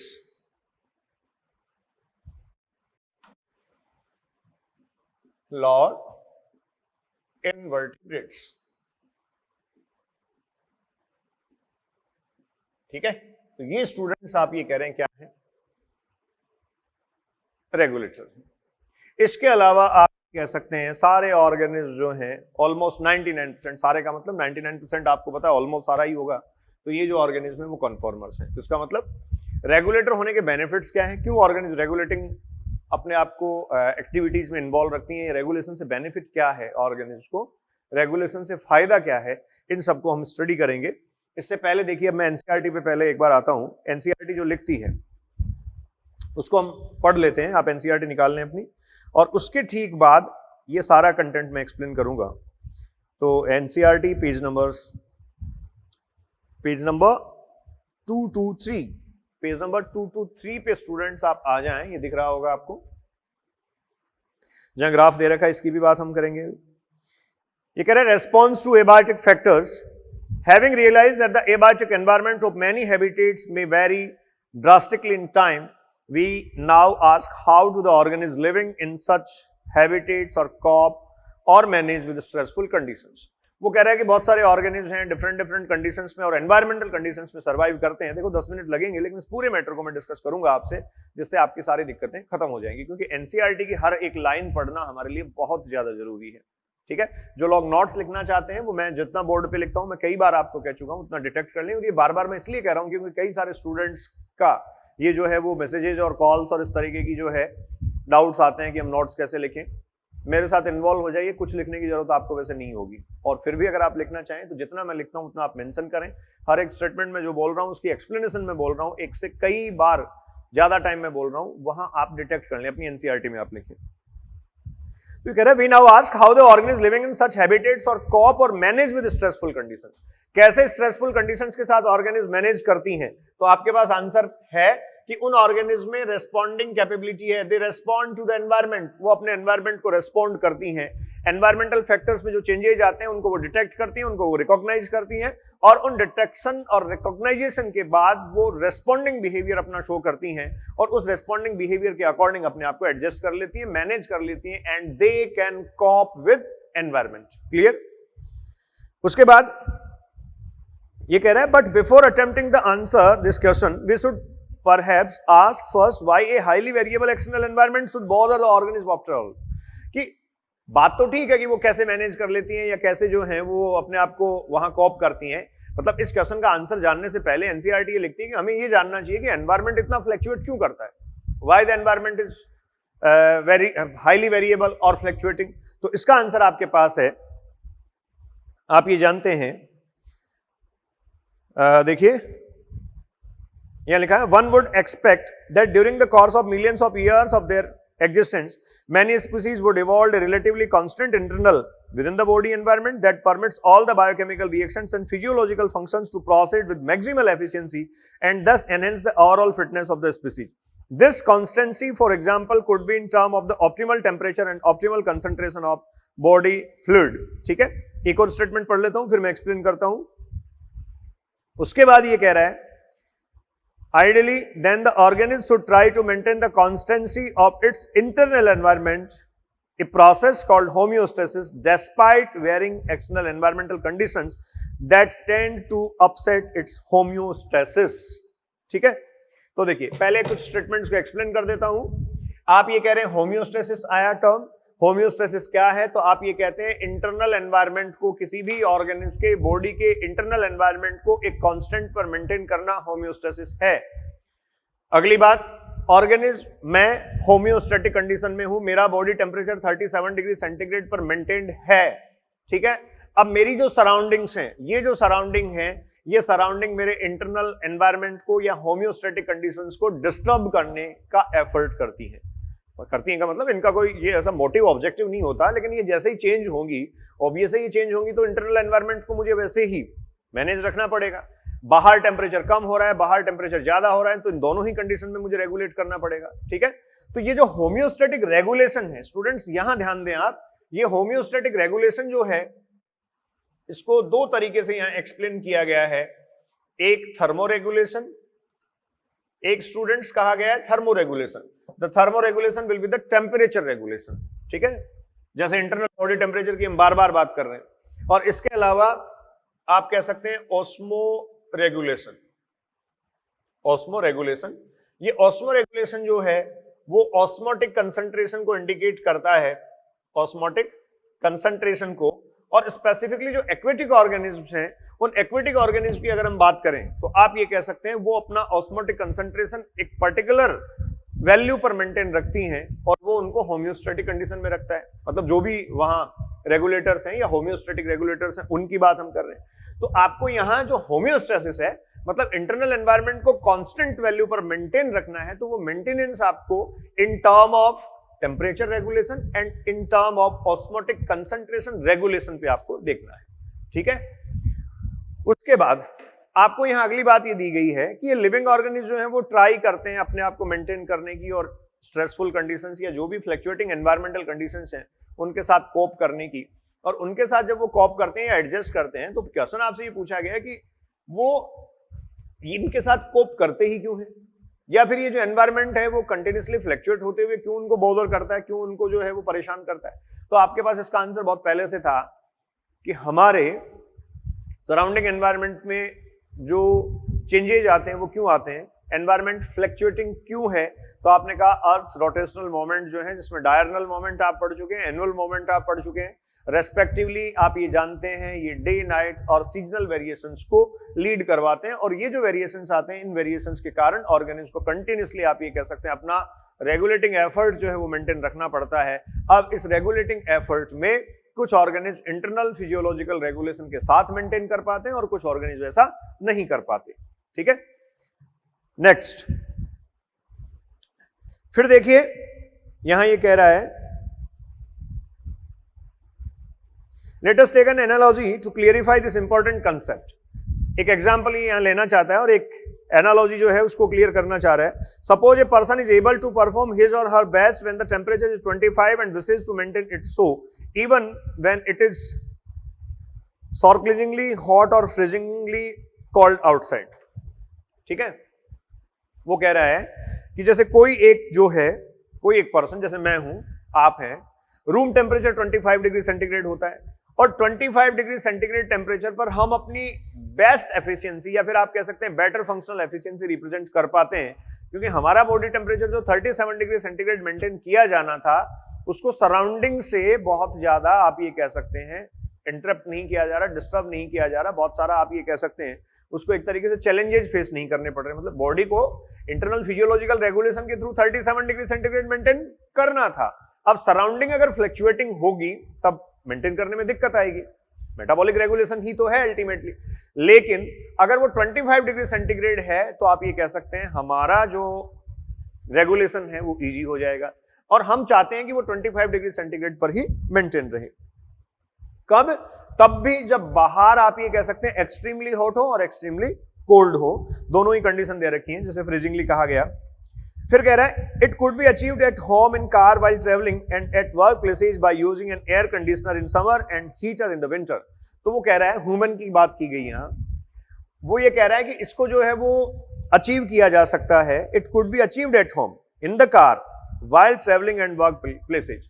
तो हम इसको अचीव कैसे कर लेते हैं, जैसे आपने अपने रूम में एसी लगाया, तो गर्मी के दिनों में बाहर टेम्परेचर 50 डिग्री सेंटीग्रेड अगर है तब भी आप ये कह सकते हैं इंटरनल एनवायरनमेंट आपका कांस्टेंट रहेगा। मतलब इंटरनल रूम टेम्परेचर आपने सेट कर लिया कि 20 डिग्री सेंटीग्रेड पे, 22 डिग्री सेंटीग्रेड पे वो है, तो आपकी बॉडी की फिजियोलॉजी जो है वो तो अपना काम कर ही रही थी, वो तो अपना एफर्ट कर ही रही थी, जो मेटाबॉलिक रेगुलेशन है वो तो चल ही रहा था। लेकिन एसी जो है, एयर कंडीशनर जो आपने अपने रूम में इस्तेमाल किया, वो आपके फिजियोलॉजिकल रेगुलेशन को एक तरीके से सपोर्ट कर रहा है। ठीक है, इसी तरीके से सर्दी के दिनों में, जैसे मान लीजिए आप गाड़ी में जा रहे हैं या घर में अपने रूम में बैठे हैं, तो वहां रूम हीटर जो आप ऑन करते हैं, उस रूम हीटर से स्टूडेंट्स वहां सराउंडिंग का टेम्परेचर बढ़ जाता है और फिर आपकी बॉडी को 37 डिग्री सेंटीग्रेड टेम्परेचर जो इंटरनल टेम्परेचर है उसको मेंटेन करने में ज्यादा एफर्ट्स नहीं करने पड़ते। तो हम क्या कर रहे हैं, आर्टिफिशियल मेथड्स के थ्रू भी होम्योस्टेसिस गेन करने का एफर्ट कर रहे हैं। ऐसा ही कर रहे हैं हम। एसी चला गया, आपने कोशिश करी और आपने जो रूम टेम्परेचर बढ़ाकर, मतलब हीटर चलाकर भी आपने जो है वो एफर्ट किया। एग्जैक्टली मैं आपको ये बताना चाहता हूं, सिर्फ एसी और सिर्फ हीटर आपकी बॉडी के टेम्परेचर को या इंटरनल टेम्परेचर को, इंटरनल एनवायरनमेंट को कांस्टेंट पर मेंटेन नहीं रख सकते। जैसे मेरी बॉडी की फिजियोलॉजी एक्ट करना बंद कर दे या फिजियोलॉजिकल रेगुलेशन मेरे में नहीं हो, मेटाबॉलिक रेगुलेशन मेरा फेल हो जाए, तो क्या एसी चलाकर आप 37 पे ला देंगे? पॉसिबल नहीं है। अगर बाहर आप ये कह सकते हैं बहुत ज्यादा सर्दी है, ठंड पड़ रही है, विंटर के टाइम में टेम्परेचर बहुत नीचे चला जाता है, ठीक है, और बहुत नीचे जब टेम्परेचर चला गया, उस कंडीशन में क्या हीटर आप मेरी सराउंडिंग में लगाकर या टेम्परेचर जो है उसको आप अपग्रेड करके क्या मेरी बॉडी का रेगुलेशन कर पाएंगे? 37 डिग्री सेंटीग्रेड मेंटेन कर पाएंगे? नहीं है ऐसा। जैसे आप जो नहाना धोना सर्दी में छोड़ देते हैं, एग्जैक्टली वो नहीं नहाने धोने का जो प्रोसेस है ना, वो आपकी बॉडी के टेम्परेचर को 37 डिग्री सेंटीग्रेड पर मेंटेन रखने के लिए एक सपोर्ट दे रहा है। वो सपोर्टिंग एफर्ट है। मैं सर्दी के दिनों में अपने हाथ रब करता हूं, आप भी करते हैं, हम सब ऐसा करते हैं, कुछ एक्सरसाइज करते हैं। कई बार हम जो है वो धूप सेकने चले जाते हैं, आप तो अक्सर चले जाते होंगे, ठीक है। तो ये जब आप ऐसा कर रहे हैं तो आप क्या कर रहे हैं, आप केवल धूप सेक के इंटरनल फिजियोलॉजिकल रेगुलेशन से जो 37 डिग्री मेंटेन होने वाला था वो मेंटेन नहीं कर सकते। केवल आप हाथ रब करके ऐसा मेंटेन नहीं कर सकते। आप वर्कआउट और एक्सरसाइज करके 37 केवल मेंटेन नहीं कर सकते। हाँ, ये सारी एक्टिविटीज, एसी चलाना, एसी यूज करना, रेफ्रिजरेटिंग जो एक्टिविटीज हैं उनके थ्रू आप जो है वो इस तरीके से असिस्टेंस लेना, आप कह सकते हैं हीटर को काम में लेना, मतलब आर्टिफिशियल मेथड्स, और इन सब के थ्रू जो है वो सिर्फ आप अपनी बॉडी के इंटरनल फिजियोलॉजिकल रेगुलेशन को एक सपोर्ट दे सकते हैं, ठीक है। इंटरनल फिजियोलॉजिकल रेगुलेशन को आप सपोर्ट दे सकते हैं, लेकिन आपकी बॉडी का इंटरनल फिजियोलॉजिकल रेगुलेशन जो है वो परफेक्ट होना चाहिए। वो परफेक्ट अगर है तभी आप होम्योस्टैटिक रेगुलेटर हो सकते हैं, ठीक है। तो बहुत क्लियर एक डिवीजन डिफरेंस में यहां क्रिएट कर चुका हूं, एक डिस्टिंक्शन आपके पास है। You can perfectly distinguish that the regulators and homeostatic regulators. मैंने फिर कहा, all organism are the regulators. They can try to maintain their internal environment at a constant, but they all can maintain within their regulating range. हर एक की अपनी अपनी regulating range है, ठीक है। आपने कहा किसी की टॉलरेंस और रेगुलेटिंग रेंज बहुत ज्यादा है, कोई कम में करता है। सरेंडर कोई भी नहीं करता, कोई नेचर को नहीं कहता मुझे मार दिया जाए, मेरे बस की बात नहीं है, ठीक है। तो रेगुलेटिंग ऑर्गेनिज्म तो सारे हैं, लेकिन आप ये कह रहे हैं कौन नहीं है, होम्योस्टैटिक रेगुलेटर कौन नहीं है, वो जिसमें इंटरनल फिजियोलॉजिकल रेगुलेशन एब्सेंट है। क्लियर हुआ ये? इंटरनल फिजियोलॉजिकल रेगुलेशन जिसमें एब्सेंट है वो होम्योस्टैटिक रेगुलेटर नहीं कहा जाएगा। बाकी रेगुलेटर तो सारे ऑर्गेनिज्म होते हैं, हर एक ऑर्गेनिज्म रेगुलेट करने की कोशिश करता है, ठीक है। तो यहां रेगुलेटर और कॉन्फॉर्मर से रिलेटेड एक ग्राफिकल प्रेजेंटेशन आपको दे रखा है। सबसे पहले तो हम उसको देखेंगे। ये जो मैटर जितना लिखा था ये सारा मैंने क्लियर कर दिया है। अब इसी के बिहाफ पे एनसीईआरटी ने दो कैटेगरीज आपको दे रखी है, वो पहले ही मैंने मेंशन कर रखी है, रेगुलेटर एंड कॉन्फॉर्मर्स। उस मैटर को भी हम इसी लेक्चर में स्टडी कर लेंगे। इस लेक्चर में हम इसको कंप्लीट करेंगे, रिस्पॉन्स टू एबायोटिक फैक्टर्स को, और साथ में आपको मैं रेगुलेटर्स होने के बेनिफिट्स भी बताऊंगा, उसकी कुछ डीमेरिट्स भी हो सकती हैं, रेगुलेटर होने के फायदे क्या हैं, ठीक है। एक क्वेश्चन आपके दिमाग में अभी मैं छोड़ रहा हूं, आप रेगुलेट कर सकते हो, मैं रेगुलेट कर सकता हूं, मैमल्स जो है आपने कहा रेगुलेट कर सकते हैं, हम होम्योस्टैटिक रेगुलेटर हैं क्योंकि इंटरनल फिजियोलॉजिकल रेगुलेशन हमारे में है। ये जो ऑर्गेनिज्म है ना 99%, इनमें इंटरनल फिजियोलॉजिकल रेगुलेशन नहीं है, ये रेगुलेटर्स नहीं है, ठीक है। जाते तो एक दिन ये भी है और जाना अपने को भी है, तो फिर जब जाना ही है तो फिर रेगुलेट करने का क्या फायदा रहा। भी ऐसा तो है नहीं ना कि आपके पास रेगुलेशन की कैपेबिलिटी आ गई या इंटरनल फिजियोलॉजिकल रेगुलेशन आपके पास आ गया, आप होम्योस्टैटिक हैं तो कोई अमरता का टिकट तो नहीं मिला ना आपको, ठीक है। फिर ऐसा रेगुलेटर होने से क्या फायदा, ठीक है। मरना तो सबको ही है, फर्क ये है कि आप जो है वो 0 डिग्री में भी सर्वाइव कर रहे हैं, 50 डिग्री में भी सर्वाइव कर रहे हैं, और कोई जो है वो 10 डिग्री में, 15 डिग्री में, 20 डिग्री में, 30 डिग्री तक ही सर्वाइव कर पाता है, ठीक है। तो आपका जो सर्वाइवल है, डेफिनेटली उस सर्वाइवल को ज्यादा अच्छा मेंटेन तब किया जा सकता है जब होम्योस्टैटिक रेगुलेशन आप में हो, लेकिन अगर नहीं हो तो सर्वाइव तो आप तब भी कर जाते हैं, ठीक है। तो रेगुलेटर होने का बड़ा बेनिफिट क्या है, रेगुलेटर होने का एक मेजर बेनिफिट जो है वो क्या है, ये हम आगे अभी डिस्कस करेंगे। उससे पहले एक बात आपको करनी है, जो ग्राफ आपको दे रखा है उस ग्राफिकल प्रेजेंटेशन के साथ मैं डिस्कस करूंगा कि कैसे रेगुलेटर, कॉन्फॉर्मर और पार्शियल रेगुलेटर्स जो हैं वो डिफाइन किए जाते हैं। तो आप नोट कर लें और एनसीईआरटी पे ही आए वापस, ये सब मैं हटा रहा हूं। और एक मैकेनिज्म की बात और करेंगे हम कि होम्योस्टेसिस अचीव कैसे किया जाता है, ठीक है। उससे अब तक जितनी बातें मैंने की वो सब आपको क्लियर हो जाएंगी। आप ये कह सकते हैं और आप ये बहुत अच्छे से समझ सकते हैं कि एसी जो है वो आपके बॉडी के टेम्परेचर को 37 डिग्री सेंटीग्रेड पर समर के टाइम में मेंटेन करने में हेल्प कर सकता है, एसी मेंटेन नहीं कर सकता, ठीक है। Heater at the time of winter या ड्यूरिंग विंटर आपके इंटरनल फिजियोलॉजिकल रेगुलेशन को सपोर्ट कर सकता है, लेकिन हीटर जो है वो इंटरनल फिजियोलॉजिकल रेगुलेशन नहीं कर सकता। इंटरनल फिजियोलॉजिकल रेगुलेशन या होम्योस्टैटिक कंडीशन हीटर एस्टैब्लिश नहीं कर सकता। एस्टैब्लिश तो आपकी बॉडी की फिजियोलॉजी ही कर रही है। हाँ, ये जरूर है कि जो हीटर आपने अपने सराउंडिंग में ऑन किया है वो वहां का टेम्परेचर बढ़ाते हुए आपकी बॉडी के फिजियोलॉजिकल रेगुलेशन या मेटाबॉलिक रेगुलेशन को एक सपोर्ट दे देगा, पुश कर देगा वो, ठीक है। तो देखिए टाइटल लिखें आप, अब नोट करना है पहले, एनसीईआरटी भी साथ रख लें। Mechanism of homeostasis, mechanism of homeostasis. Homeostasis कैसे अचीव किया जाता है? तो देखिए, सबसे पहली बात तो आप ये कह सकते हैं, इट इज द इंटरनल और मेटाबॉलिक रेगुलेशन। मेटाबॉलिक मैं कह सकता हूं, फिजियोलॉजिकल वर्ड भी लिख सकता हूं, physiological regulation.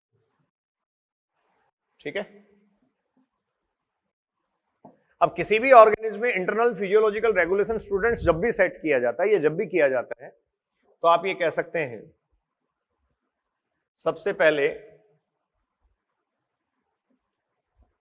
Recognising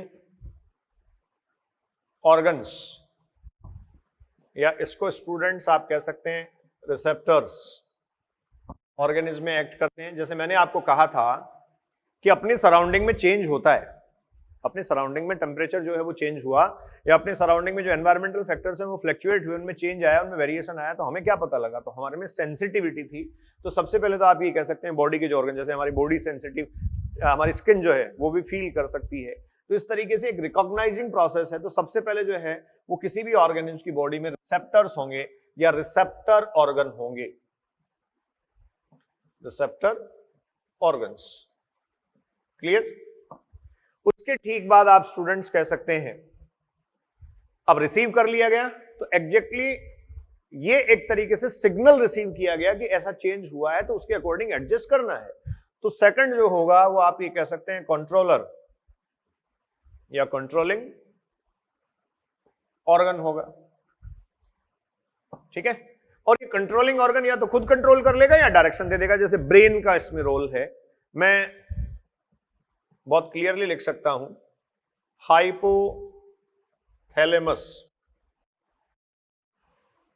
is the controlling or regulatory organ in case of temperature regulation in human।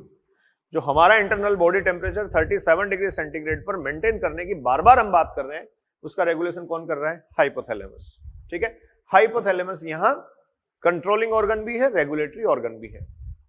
इसी तरीके से, जैसे आपको एक एग्जांपल बताऊं मैं, एनिमल फिजियोलॉजी में हो सकता है आपने पढ़ा भी होगा, आपकी बॉडी में यूरिन की जो कंसंट्रेशन है वो चेंज हो जाती है, वेरिएशन आ जाता है, वेरिएबल हो जाती है। जैसे आप ये कह सकते हैं यूरिन जो है वो कंसंट्रेट हो गया या यूरिन डाइल्यूट हो गया।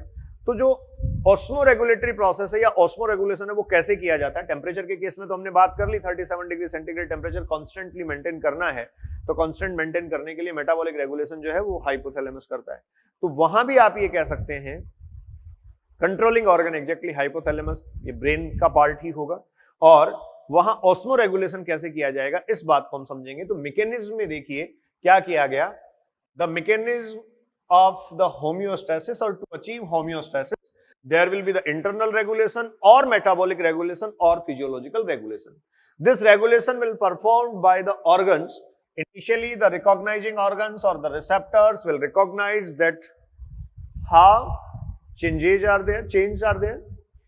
They will recognize that the ambient environment is fluctuating or variable।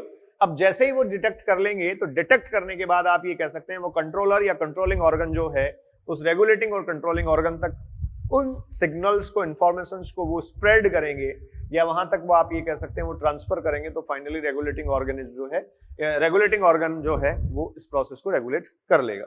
ठीक है। तो इंटरनल रेगुलेशन के केस में मैं ऑस्मो रेगुलेटरी प्रोसेस का एग्जांपल ले लेता हूं, कैसे होम्योस्टेसिस अचीव किया जा रहा है, कैसे होम्योस्टेसिस जो है वो अचीव किया जा रहा है, इसका एक एग्जांपल हम ले लेते हैं। Osmo regulation. ठीक है। ऑस्मो रेगुलेशन, इसमें आप कह रहे हैं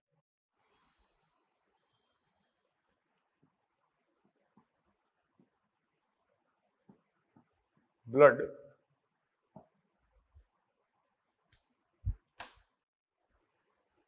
ठीक है। ऑस्मोरेगुलेशन जो है उसके केस में ये एग्जाम्पल हम मेंशन कर रहे हैं। सबसे पहले आप ये कह सकते हैं रेगुलेटिंग प्रोसेस या रेगुलेटिंग मैकेनिज्म जो है वो रिसेप्टर ऑर्गन के थ्रू इनिशिएट की जाएगी, देन कंट्रोलर और रेगुलेटरी ऑर्गन जो है वो उसको प्रोसीड करेगा। कैसे करेगा? हाँ जी, तो स्टूडेंट्स ऑस्मोरेगुलेशन की बात हम कर रहे हैं। आप ये कह सकते हैं maintenance of the blood osmolarity, ठीक है। अब इसमें कंडीशंस मेंशन करिए। देखिए फर्स्ट हम कह सकते हैं ब्लड इज टू कंसंट्रेट, ठीक है। ब्लड जो है वो हाईली कंसंट्रेट हो गया है या ज्यादा कंसंट्रेट हो गया है, ब्लड इज टू कंसंट्रेट। अब इस केस में क्या किया जाएगा? दूसरी कंडीशन एक बार और मैं मेंशन कर देता हूं, blood is too dilute,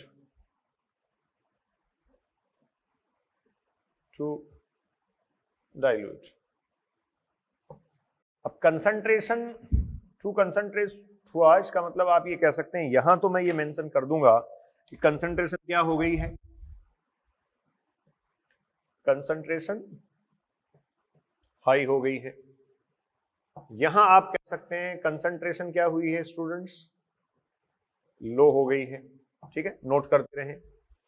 osmo regulation आप पढ़ रहे हैं, blood osmo regulation,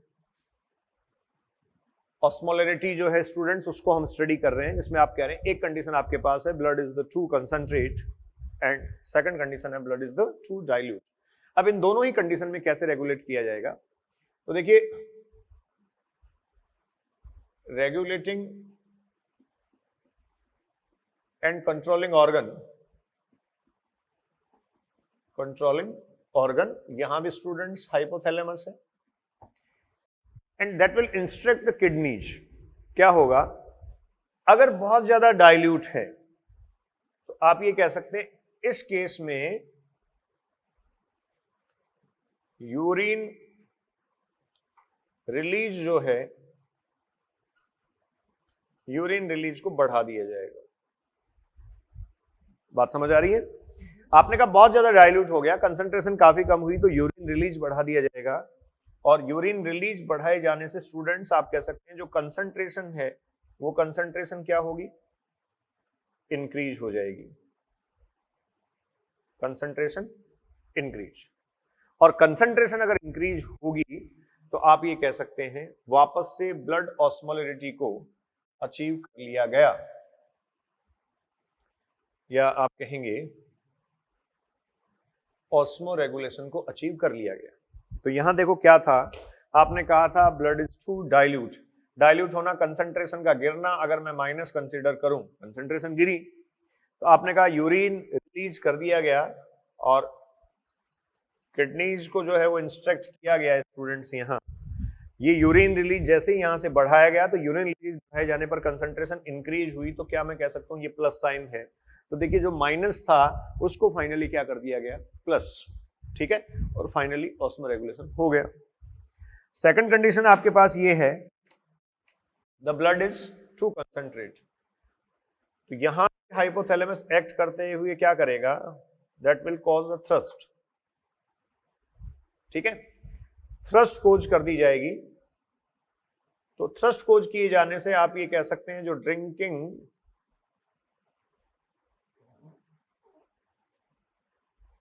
of water है, ये जो ड्रिंकिंग ऑफ वाटर है, ठीक है, ये ड्रिंकिंग ऑफ वाटर जो है इससे स्टूडेंट्स आप ये कह सकते हैं कंसंट्रेशन क्या होगी, कंसंट्रेशन स्टूडेंट्स क्या होगी, डिक्रीज। और कंसंट्रेशन डिक्रीज अगर हुई तो इसका मतलब ये हुआ कि यहां कंसंट्रेशन डिक्रीज होने से फिर ऑस्मो रेगुलेशन जो है वो स्टेब्लिश हो गया।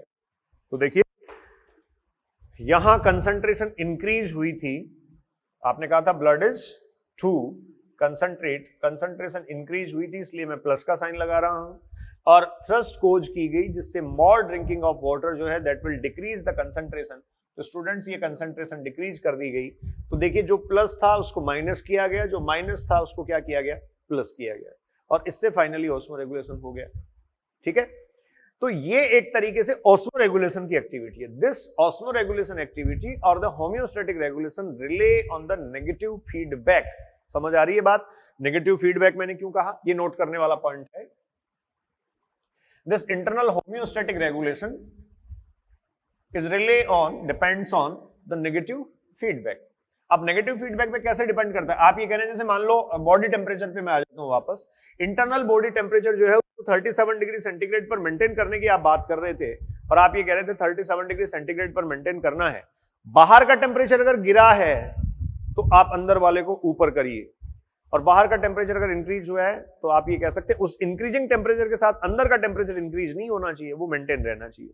ठीक है, इसी तरीके से कंसंट्रेशन अगर बढ़ी तो कंसंट्रेशन को क्या किया गया, कम किया गया।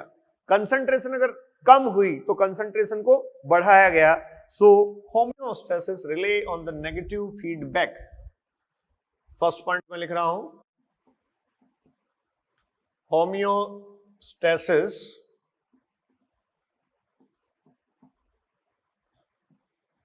Relay on negative feedback.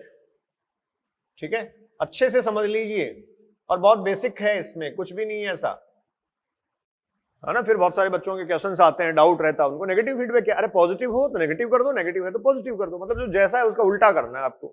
ठीक है, डाइल्यूट अगर था तो कंसंट्रेट किया जाए, और कंसंट्रेट अगर था तो डाइल्यूट कर दिया जाए, और यही जो है वो ऑस्मोलरिटी को स्टैब्लिश कर देता है। तो maintenance of blood osmolarity in human, this figure note करें आप,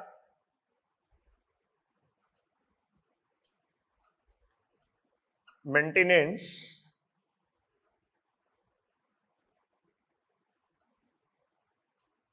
of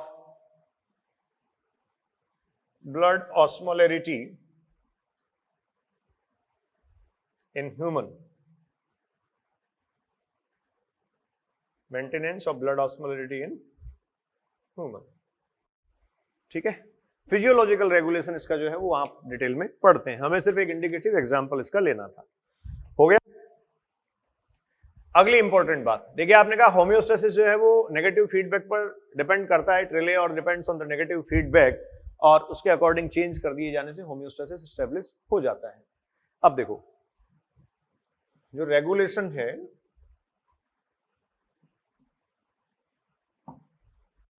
homeostasis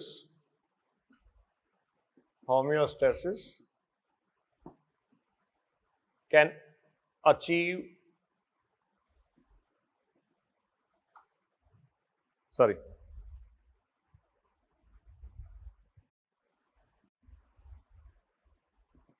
can achieve best. Question है एक तरीके से आपके लिए, narrow range of fluctuation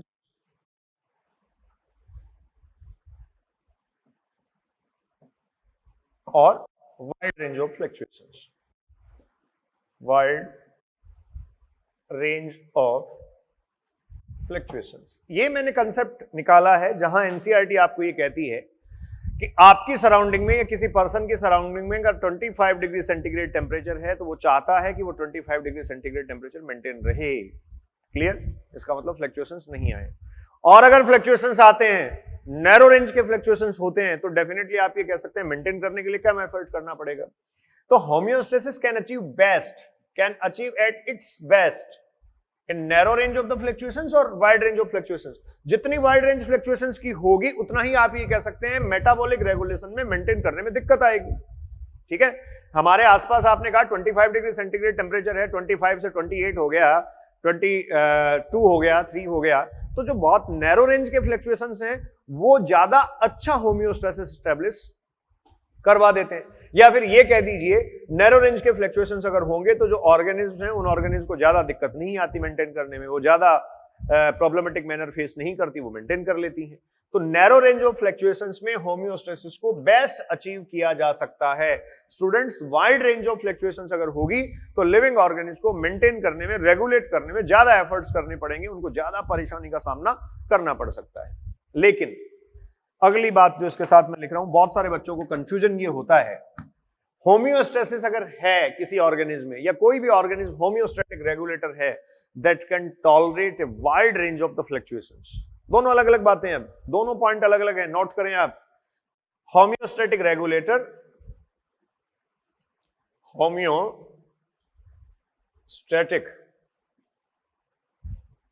regulator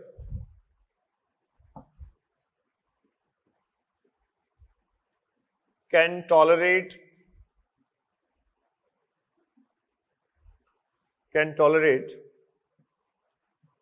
a wide range of environmental fluctuations.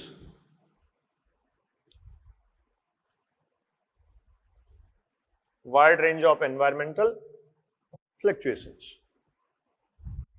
Wide range of environmental fluctuations ये tolerate कर सकते हैं। कौन से ऑर्गेनिज्म?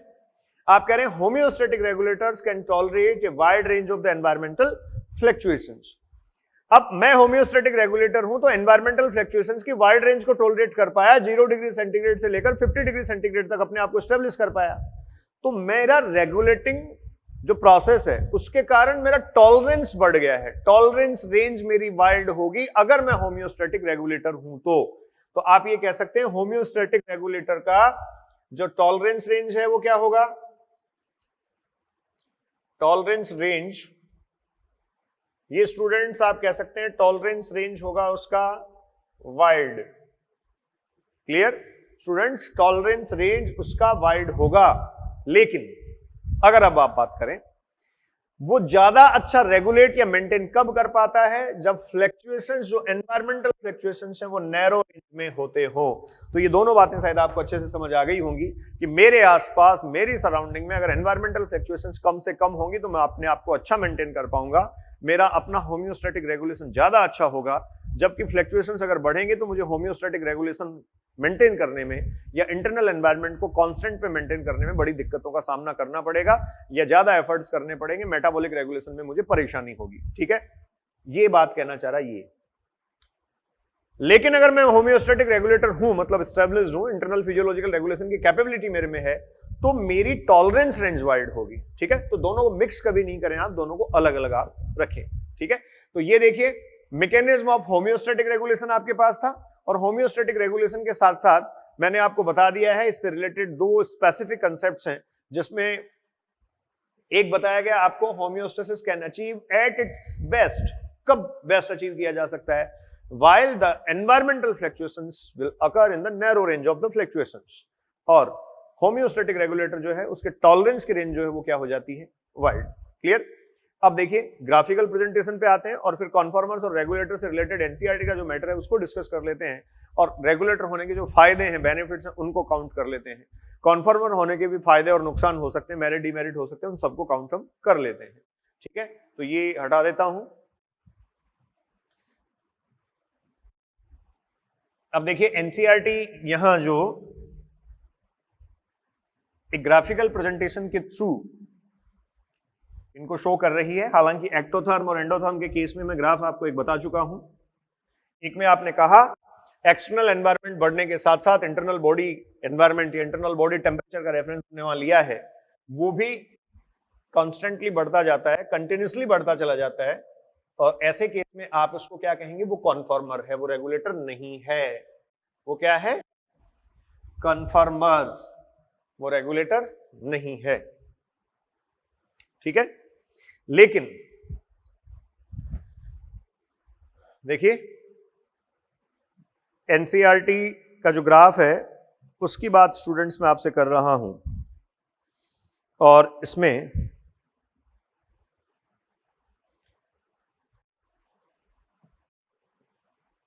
एक्सटर्नल टेम्परेचर ले लीजिए, एक्सटर्नल लेवल ले लीजिए, सॉरी,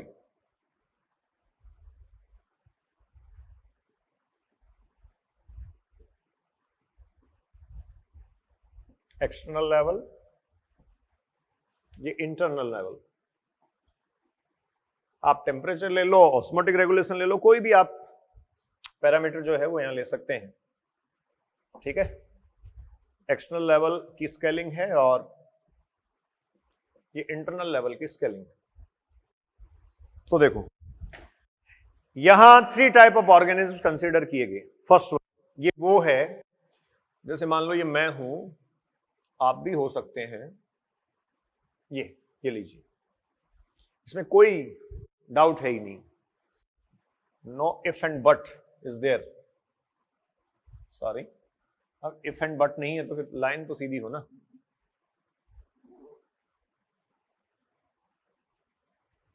ठीक है, थोड़ा सा इसमें आपको पता है मार्कर बोर्ड में दिक्कत होती है। ये 37 degree centigrade temperature internal constant है, किसी ऑर्गेनिज्म का कॉन्स्टेंटली मेंटेन है। तो एक्सटर्नल टेम्परेचर अगर बढ़ रहा है स्टूडेंट्स, एक्सटर्नल टेम्परेचर अगर बढ़ भी रहा है तो भी आप ये कह सकते हैं, एक्सटर्नल टेम्परेचर अगर बढ़ भी रहा है तो भी आप स्टूडेंट्स कह सकते हैं ये मेंटेन्ड है। लेकिन देखिए ऑलवेज मेंटेन नहीं रह पाएगा, ये रेगुलेटिंग रेंज इसकी जो है, जो टॉलरेंस रेंज है, उस टॉलरेंस रेंज तक ही मेंटेन रहेगा करेगा। उसके बाद आप ये कह सकते हैं बढ़ते हुए एक्सटर्नल टेम्परेचर के साथ इसका भी टेम्परेचर बढ़ जाएगा। तो इसको मैं यहां से और बढ़ाकर आगे, मतलब इसका फ्यूचर आपको दिखाना चाहूं तो ये फ्यूचर हो सकता है इसका, ठीक है, हो सकता है इतना टॉलरेट कर पाए। इसको एनसीईआरटी आपको बताना चाह रही है, ये है स्टूडेंट्स रेगुलेटर। और एनसीईआरटी यहां रेगुलेटर किसको कह रही है? मैंने आपको कहा रेगुलेटर तो सारे ही होते हैं, तो कंफ्यूजन कोई नहीं हो। एनसीईआरटी रेगुलेटर कह रही है होम्योस्टैटिक रेगुलेटर को, जो इंटरनल फिजियोलॉजिकल रेगुलेशन के थ्रू रेगुलेट कर पाता है। अगली कंडीशन पे आप आ जाइए। अगली कंडीशन आपके पास ये है, एक ऑर्गेनिज्म ऐसा है जिसका इंटरनल टेम्परेचर एक्सटर्नल टेम्परेचर बढ़ते हुए टेम्परेचर के साथ कंटिन्यूसली बढ़ता रहा। ठीक है, कंटिन्यूसली आप ये कह सकते हैं बढ़ता रहा। ओके, किसी भी पर, किसी भी रेंज पर ये मेंटेन नहीं कर सकता। ऑब्वियस है, इसको स्टूडेंट्स क्या कहा जाएगा? कन्फर्मर्स। ये कन्फर्मर्स होंगे। ठीक है, उसके बाद स्टूडेंट्स एक कंडीशन आपके पास ये आएगी, जैसे कोई ऑर्गेनिज्म है, इससे ब्लैक से बना देता हूं, एक्सटर्नल टेम्परेचर बढ़ने के साथ साथ उसका इंटरनल टेम्परेचर बढ़ रहा था, ठीक है, लेकिन एक लेवल के बाद आकर उसने थोड़ा मेंटेन करने का एफर्ट किया। ठीक है, लेकिन फ्यूचर इसका भी यही होगा, ऐसा नहीं है कि हमेशा ही मेंटेन कर पाएगा। तो इसको यहां कहा गया पार्शियल रेगुलेटर। पार्शियल रेगुलेटर्स कैसे हैं कि देखिए from first to last maintain नहीं कर पा रहा है, ये इनिशियली मेंटेन नहीं कर पा रहा था, लेकिन जैसे जैसे इंटरनल टेम्परेचर के साथ साथ, सॉरी एक्सटर्नल टेम्परेचर के साथ साथ इंटरनल टेम्परेचर इसका बढ़ता रहा, लेकिन एक टाइम के बाद जाके इसने थोड़ा रेगुलेट करना शुरू किया, और आप ये कह सकते हैं ये आपको एक कांस्टेंट वैल्यू के आसपास ले आया। कुछ टाइम तक कांस्टेंट पे मेंटेन रह सकता है, उसके बाद में वापस इसी तरीके से हो सकता है। एक ऐसा है जो शुरू से लेकर अपनी टॉलरेंस रेंज तक रेगुलेट करता रहा, ये रेगुलेटर रहा, ये पार्शियल रेगुलेटर हुआ, और ये स्टूडेंट्स क्या हुआ? कन्फर्मर। ठीक है, अब देखिए जो रेगुलेटर और कन्फर्मर के लिए एनसीईआरटी लिखती है उसको पढ़िए, पेज नंबर 224। क्लियर? हाँ जी, पेज नंबर 224 पे आप आए हैं। इससे पहले एनसीईआरटी लिखती है, let us look at the various possibilities in figure 13.3। 13.3 की जो फिगर पॉसिबिलिटी है वो मैंने बता दिया है, ये dramatic representation of organism response है। ठीक है, representation of organisms response, representation of the organisms response, ये लीजिए। ठीक है, तो देखो पेज नंबर 224, इसमें वो कह रहा है regulate some organism are able to maintain homeostasis by physiological, बहुत क्लियर लिखा है, some organism are able to maintain homeostasis. तो देखो ये कांस्टेंट पे मेंटेन कर पा रहा है, तो क्या मेंटेन कर पा रहा है? होम्योस्टेसिस। स्टेसिस, लेकिन फिर मैं आपको कह रहा हूं होम्योस्टेसिस हमेशा नहीं रहता है, ऑलवेज मेंटेन नहीं रख सकता।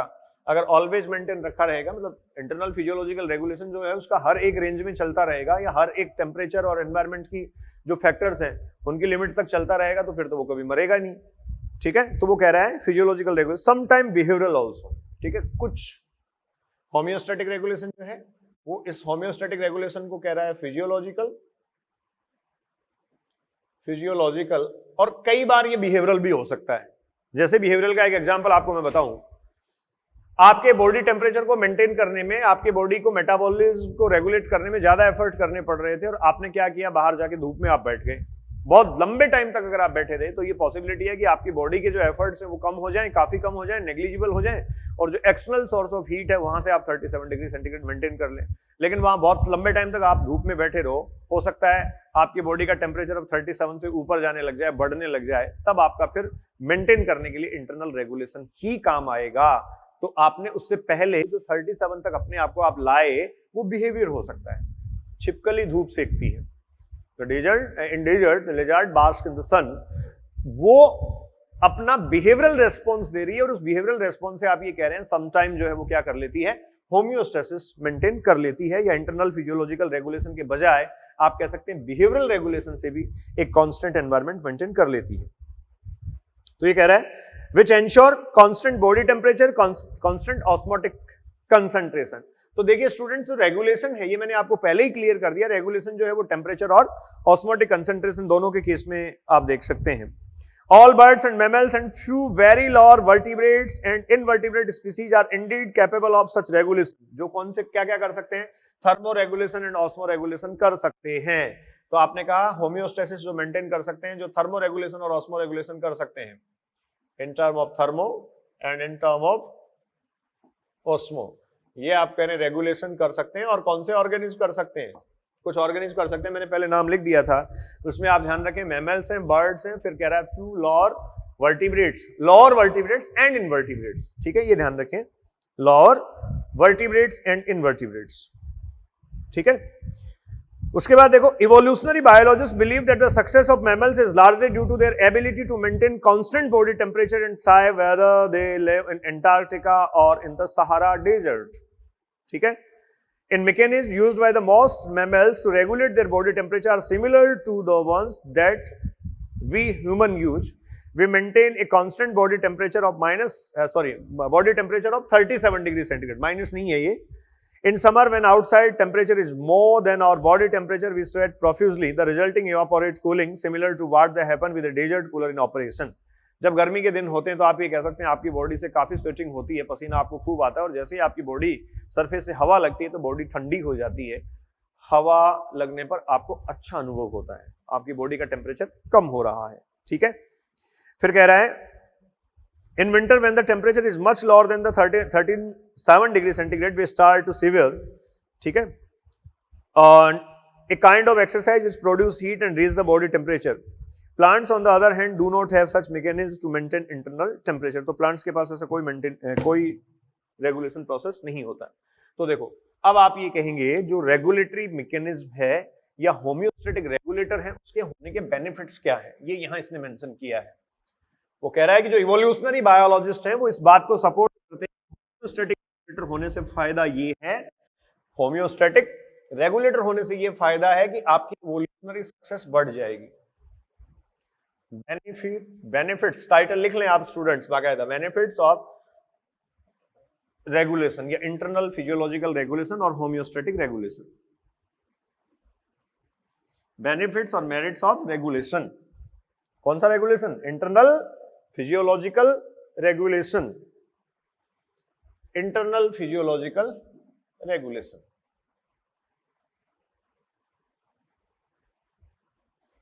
देखिए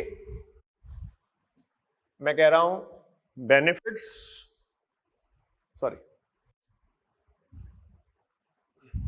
मेरिट्स लिख लीजिए, एडवांटेज लिख लीजिए, बेनिफिट्स लिख लीजिए, जो आप लिखना चाहें। बेनिफिट्स ऑफ रेगुलेटर्स, ये इंटरनल फिजियोलॉजिकल रेगुलेशन के क्या बेनिफिट्स? सबसे पहली बात, efficient cellular activities, cellular activities, और ये स्टूडेंट सारा जो है वो मेटाबॉलिज्म से आता है। एफिशिएंट सेलुलर एक्टिविटीज का होना, इसका मतलब क्या हुआ, मेटाबॉलिज्म का परफेक्ट होना। तो आप ये कह सकते हैं एफिशिएंट मेटाबॉलिज्म, क्योंकि मेटाबॉलिज्म जो है, बेसल मेटाबॉलिज्म आप ये जानते हैं एंजाइम काइनेटिक्स पर डिपेंड करता है, और एंजाइम का रेगुलेशन आप ये कह सकते हैं एनवायरमेंटल कंडीशन परफेक्ट होंगी या इंटरनल रेगुलेशन हो पाएगा तभी ज्यादा अच्छा हो पाता है। फिर एबिलिटी टू रेस्पॉन्ड क्विकली, ये सबसे इंपॉर्टेंट पॉइंट है। आप होम्योस्टैटिक रेगुलेटर हैं तो आप में क्विक रेस्पॉन्स की कैपेबिलिटी आ गई है।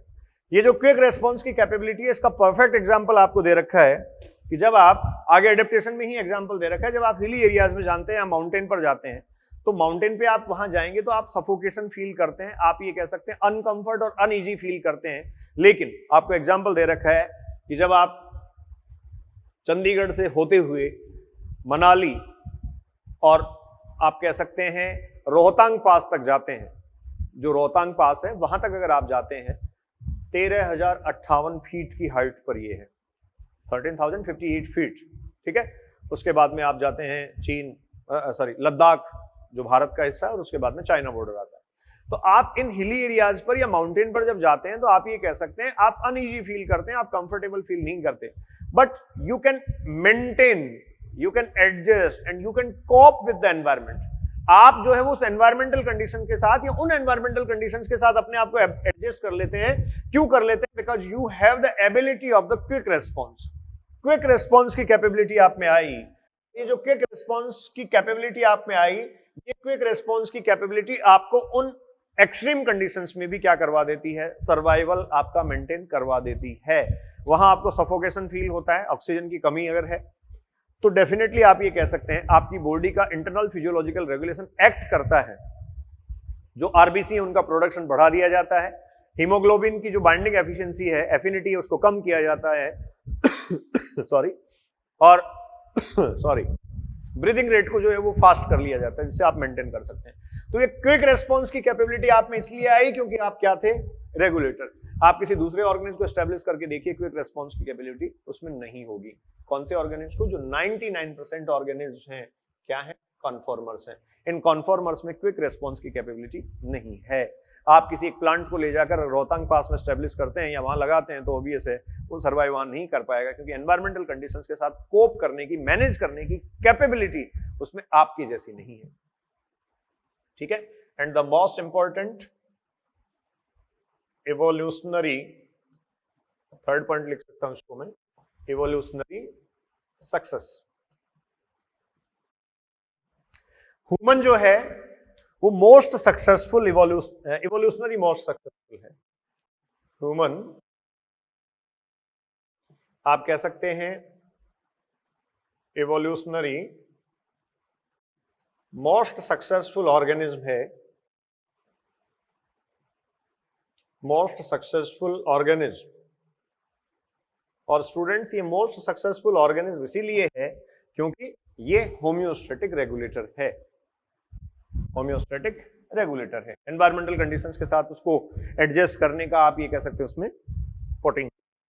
और फाइनली आप इसी को रेफर करते हुए कह सकते हैं wide range of geographical distribution, geographical distribution. जैसे एनसीईआरटी लिखती है कि सहारा के डिजर्ट से लेकर आप एंटार्क्टिका पोलर रीजन तक, एक्सट्रीम कोल्ड एक्सट्रीम हॉट, सब में आप सरवाइव कर सकते हैं। आपका जियोग्राफिकल डिस्ट्रीब्यूशन जो है वो वाइड रेंज में हो सकता है, wide range of geographical distribution. ये बेनिफिट्स है रेगुलेटर होने के, नोट कर लीजिए, ठीक है। नोट्स लिखने की जिनको खास इच्छा है वो जरूर लिखें। होम्योस्टैटिक रेगुलेटर होने के ये बेनिफिट्स हैं। डीमेरिट क्या है? एक डीमेरिट लिखो आप, देखो डीमेरिट क्या है, डिसएडवांटेज क्या है। आप ये कहना जाना सबको ही है, जब फिर क्या मतलब है रेगुलेट करने का, रेगुलेट करके इतना सारा मेटाबॉलिक एक्सपेंडिचर इसमें होता है। डीमेरिट है हाईली या high metabolic expenditure, high metabolic expenditure. Metabolic expenditure का मतलब सीधा मतलब एनर्जी से ही है, एनर्जी, काफी ज्यादा एनर्जी जो है वो ये सब मेंटेन करने के लिए खर्च करनी पड़ती है, तो ये हाई मेटाबॉलिक एक्सपेंडिचर है। और कॉन्फर्मर होने का ये फायदा है कि मेटाबॉलिक एक्सपेंडिचर हाई उसको नहीं करना पड़ता। बहुत सारे ऑर्गेनिज्म में एनसीईआरटी कॉन्फर्मर्स में से कॉन्फर्मर में से एक लाइन आपको पूछती है कि जब इतना ही फायदा है रेगुलेटर होने का, तो फिर सारे ऑर्गेनिज्म जब से इवॉल्व हुए तब से लेके अब तक रेगुलेटर क्यों नहीं हो गए? जितने सारे ऑर्गेनिज्म नेचर में एग्जिस्ट कर रहे हैं, बायोस्फीयर में जितने सारे ऑर्गेनिज्म हैं, बायोस्फीयर में जितने सारे ऑर्गेनिज्म हैं, अब ये सारे ऑर्गेनिज्म जो हैं जब से नेचर में इंट्रोड्यूस हुए तो इवॉल्व होकर जनरेशन आफ्टर जनरेशन अब तक क्या हो जाने चाहिए थे? अब तक तो सारे ये रेगुलेटर हो जाने चाहिए थे, फिर रेगुलेटर क्यों नहीं हुए? बिकॉज एनसीईआरटी एक लाइन लिखती है कॉन्फॉर्मर्स में, द थर्मोरेगुलेशन इज हाईली, या thermoregulation is highly energetic process और highly represent the high expenditure of energy. मैं पढ़ के बता देता हूं स्टूडेंट्स, देखिए कॉन्फॉर्मर्स में आपको कहा गया, an overwhelming majority 99% of the animals and nearly all plants cannot maintain a constant internal environment, their body temperature change with the ambient temperature, जो surrounding का temperature उसके साथ change हो जाता है। These animals and plants simply conformers, considering the benefits of a constant internal environment to the organism, we must ask why the conformers had not evolved to become regulators। वो कह रहा है कि रेगुलेटर होने के फायदे हम इतने काउंट कर रहे हैं, बेनिफिट्स इतने काउंट कर रहे हैं, तो फिर हमें ये पता होना चाहिए, या फिर हम ये जो है वो पता करें, क्या पता करें? ये कह रहा है these animals and plants simply considering the benefits of the constant internal environment to the organism, we must ask why these conformers had not evolved to become regulators। तो वो कह रहा है recall the human analogy we used above, much as they like, how many people can really afford an air conditioner? हमारे country में कितना हो सकता है? 10% पीपल भी नहीं है, 15% पीपल भी नहीं है, ठीक है। मतलब ये जो है वो एक तरीके से इकोनॉमिक जो डिसिमिलरिटी है उसकी बात की जा रही है, मतलब कितने सारे कैपेबल हैं अफोर्ड करने में। इसी तरीके से कितने सारे ऑर्गेनिज्म जो है वो रेगुलेटरी मैकेनिज्म अफोर्ड करने में कैपेबल हैं। कैसे कैपेबल हैं? कुछ रेगुलेटरी ऑर्गेनिज्म जो हैं वो सिर्फ इसलिए रेगुलेट कर पाती हैं क्योंकि उसमें हाई मेटाबॉलिक एनर्जी एक्सपेंडिचर या हाई मेटाबॉलिक एनर्जी प्रोड्यूस करने की, जनरेट करने की कैपेबिलिटी है। तो आगे देखिए ये कह रहा है many simply swift out on region, मतलब वो कुछ आपको वो रेफरेंसेस दे रखे हैं, उसके बजाय मैं सीधा उस पे आ जाता हूं। Thermoregulation is energetically expensive for many organism. बहुत सारी ऑर्गेनिज्म ने अब तक इसको क्यों नहीं अडॉप्ट किया? क्योंकि ये जो है वो एनर्जेटिकली एक्सपेंसिव प्रोसेस है। This is particularly true for small animals like shrew and the hummingbirds. Heat loss और heat gain is the function of the surface area. ये स्टूडेंट्स इंपॉर्टेंट पॉइंट है। Since small animals have a larger surface area relative to their volume, they tend to lose body heat very fast when it's cold outside, then they have to expend much energy to generate body heat through metabolism. This is the main reason why very small animals are rarely found in the polar regions. During the course of evolution, the costs and benefits of maintaining a constant internal environment are taken into the consideration. Some species have evolved the ability to regulate, but only over a limited range of the environmental conditions, beyond which they simply conformers. तो देखो, जो small size animals हैं they are rarely found in the polar regions और colder climatic region. क्यों नहीं होते ये मैं आगे बात करूंगा आपसे, लेकिन यहाँ एक पॉइंट ये कह रहा है कि during the course of evolution जो बेनिफिट्स हैं रेगुलेशन के, दीज बेनिफिट्स ऑफ रेगुलेशन जो है वो कंसिडरेशन में लाए गए, उनको कंसिडर किया गया। अब उसमें से बहुत सारे ऑर्गेनिज्म ने अपने आप को इवॉल्व कर लिया कि वो रेगुलेटर हो, लेकिन बहुत सारे ऑर्गेनिज्म ने इवॉल्व नहीं किया। जो रेगुलेटर हुए, जिन्होंने रेगुलेशन की प्रोसेस को अडॉप्ट किया, they also conformers beyond the range of their regulation. मतलब उनका जो लिमिटिंग रेंज है, जैसे मैं कह रहा हूं मेरा रेंज जो है वो 0 से 50 डिग्री सेंटीग्रेड टेम्परेचर टॉलरेट करने का है, तो 50 डिग्री सेंटीग्रेड टेम्परेचर रेंज तक तो मैं जो है वो रेगुलेटर हूं, रेगुलेट कर पा रहा हूं। लेकिन जस्ट आफ्टर 50 जो है वो क्या हो गया? Simply beyond the limiting range, beyond the range I will be the conformer. Clear? मैं कन्फॉर्मर होऊंगा। ठीक है। अब इसमें जो हीट जनरेट और हीट लॉस करने का जो the heat loss is basically the time of the function of the surface area जो आपको दे रखा है, और श्रू और हमिंग बर्ड्स का जो एग्जांपल दे रखा है, इसको मैं नेक्स्ट लेक्चर नंबर 107 में आपसे डिस्कस करूंगा, क्योंकि वहां मैं आपसे सारे डिस्कस करने वाला हूं अडेप्टेशंस। यहां स्टूडेंट्स आपने डिस्कस किया, अब मैं इसको समराइज कर देता हूं। यहां आपने डिस्कस किया रेगुलेटर्स एंड कॉन्फॉर्मर्स। ये रेगुलेटर्स और कॉन्फॉर्मर्स हम इंटरनल फिजियोलॉजिकल रेगुलेशन की प्रेजेंस और एब्सेंस के बिहाफ पे डिस्कस कर रहे थे। इसके बाद एनसीईआरटी आपको लिख के देती है कि कुछ ऑर्गेनिज्म जो हैं वो अगर स्ट्रेसफुल कंडीशंस जो हैं वो फेस करते हैं, और वो जो स्ट्रेसफुल कंडीशंस हैं वो लोकलाइज्ड हो, मतलब हमारे सराउंडिंग में ही हो, बाकी अगर कहीं अच्छी जगह हो या अच्छी स्थितियां हो, जगह का मतलब एनवायरमेंटल कंडीशंस अच्छी हो, ठीक हो, तो क्या किया जा सकता है? तो हम ये कहते हैं कि हर एक ऑर्गेनिज्म की अपनी टेंडेंसी होती है वो लेस हॉस्पिटेबल एरिया से मोर हॉस्पिटेबल एरिया में, ठीक है, जो ज्यादा अच्छा एरिया, हॉस्पिटेबल एरिया का मतलब वहां एनवायरमेंटल कंडीशंस उसके फेवर की हो। जैसे समर के टाइम में हम किसी हिल स्टेशन पे जाना चाहते हैं, तो हमारी जो हैबिटेट है वो लेस हॉस्पिटेबल है, और वो जो हिल स्टेशन है वो मोर हॉस्पिटेबल एरिया है। तो लेस हॉस्पिटेबल एरिया से मोर हॉस्पिटेबल एरिया में हम मूव करना चाहते हैं, और ये जो मूवमेंट है इसको आपको यहाँ बताया गया है, जो टेम्परेरी रेस्पॉन्स है ऑर्गेनिज्म का, ये आपको बताया गया है। इफ द एनवायरमेंटल कंडीशंस और स्ट्रेस आर लोकलाइज्ड, तो लोकलाइज्ड स्ट्रेस अगर होगा तो ऑर्गेनिज्म कैसे बिहेव करेंगे, इसको हम डिस्कस करेंगे next lecture. Enjoy the ecology. Thank you.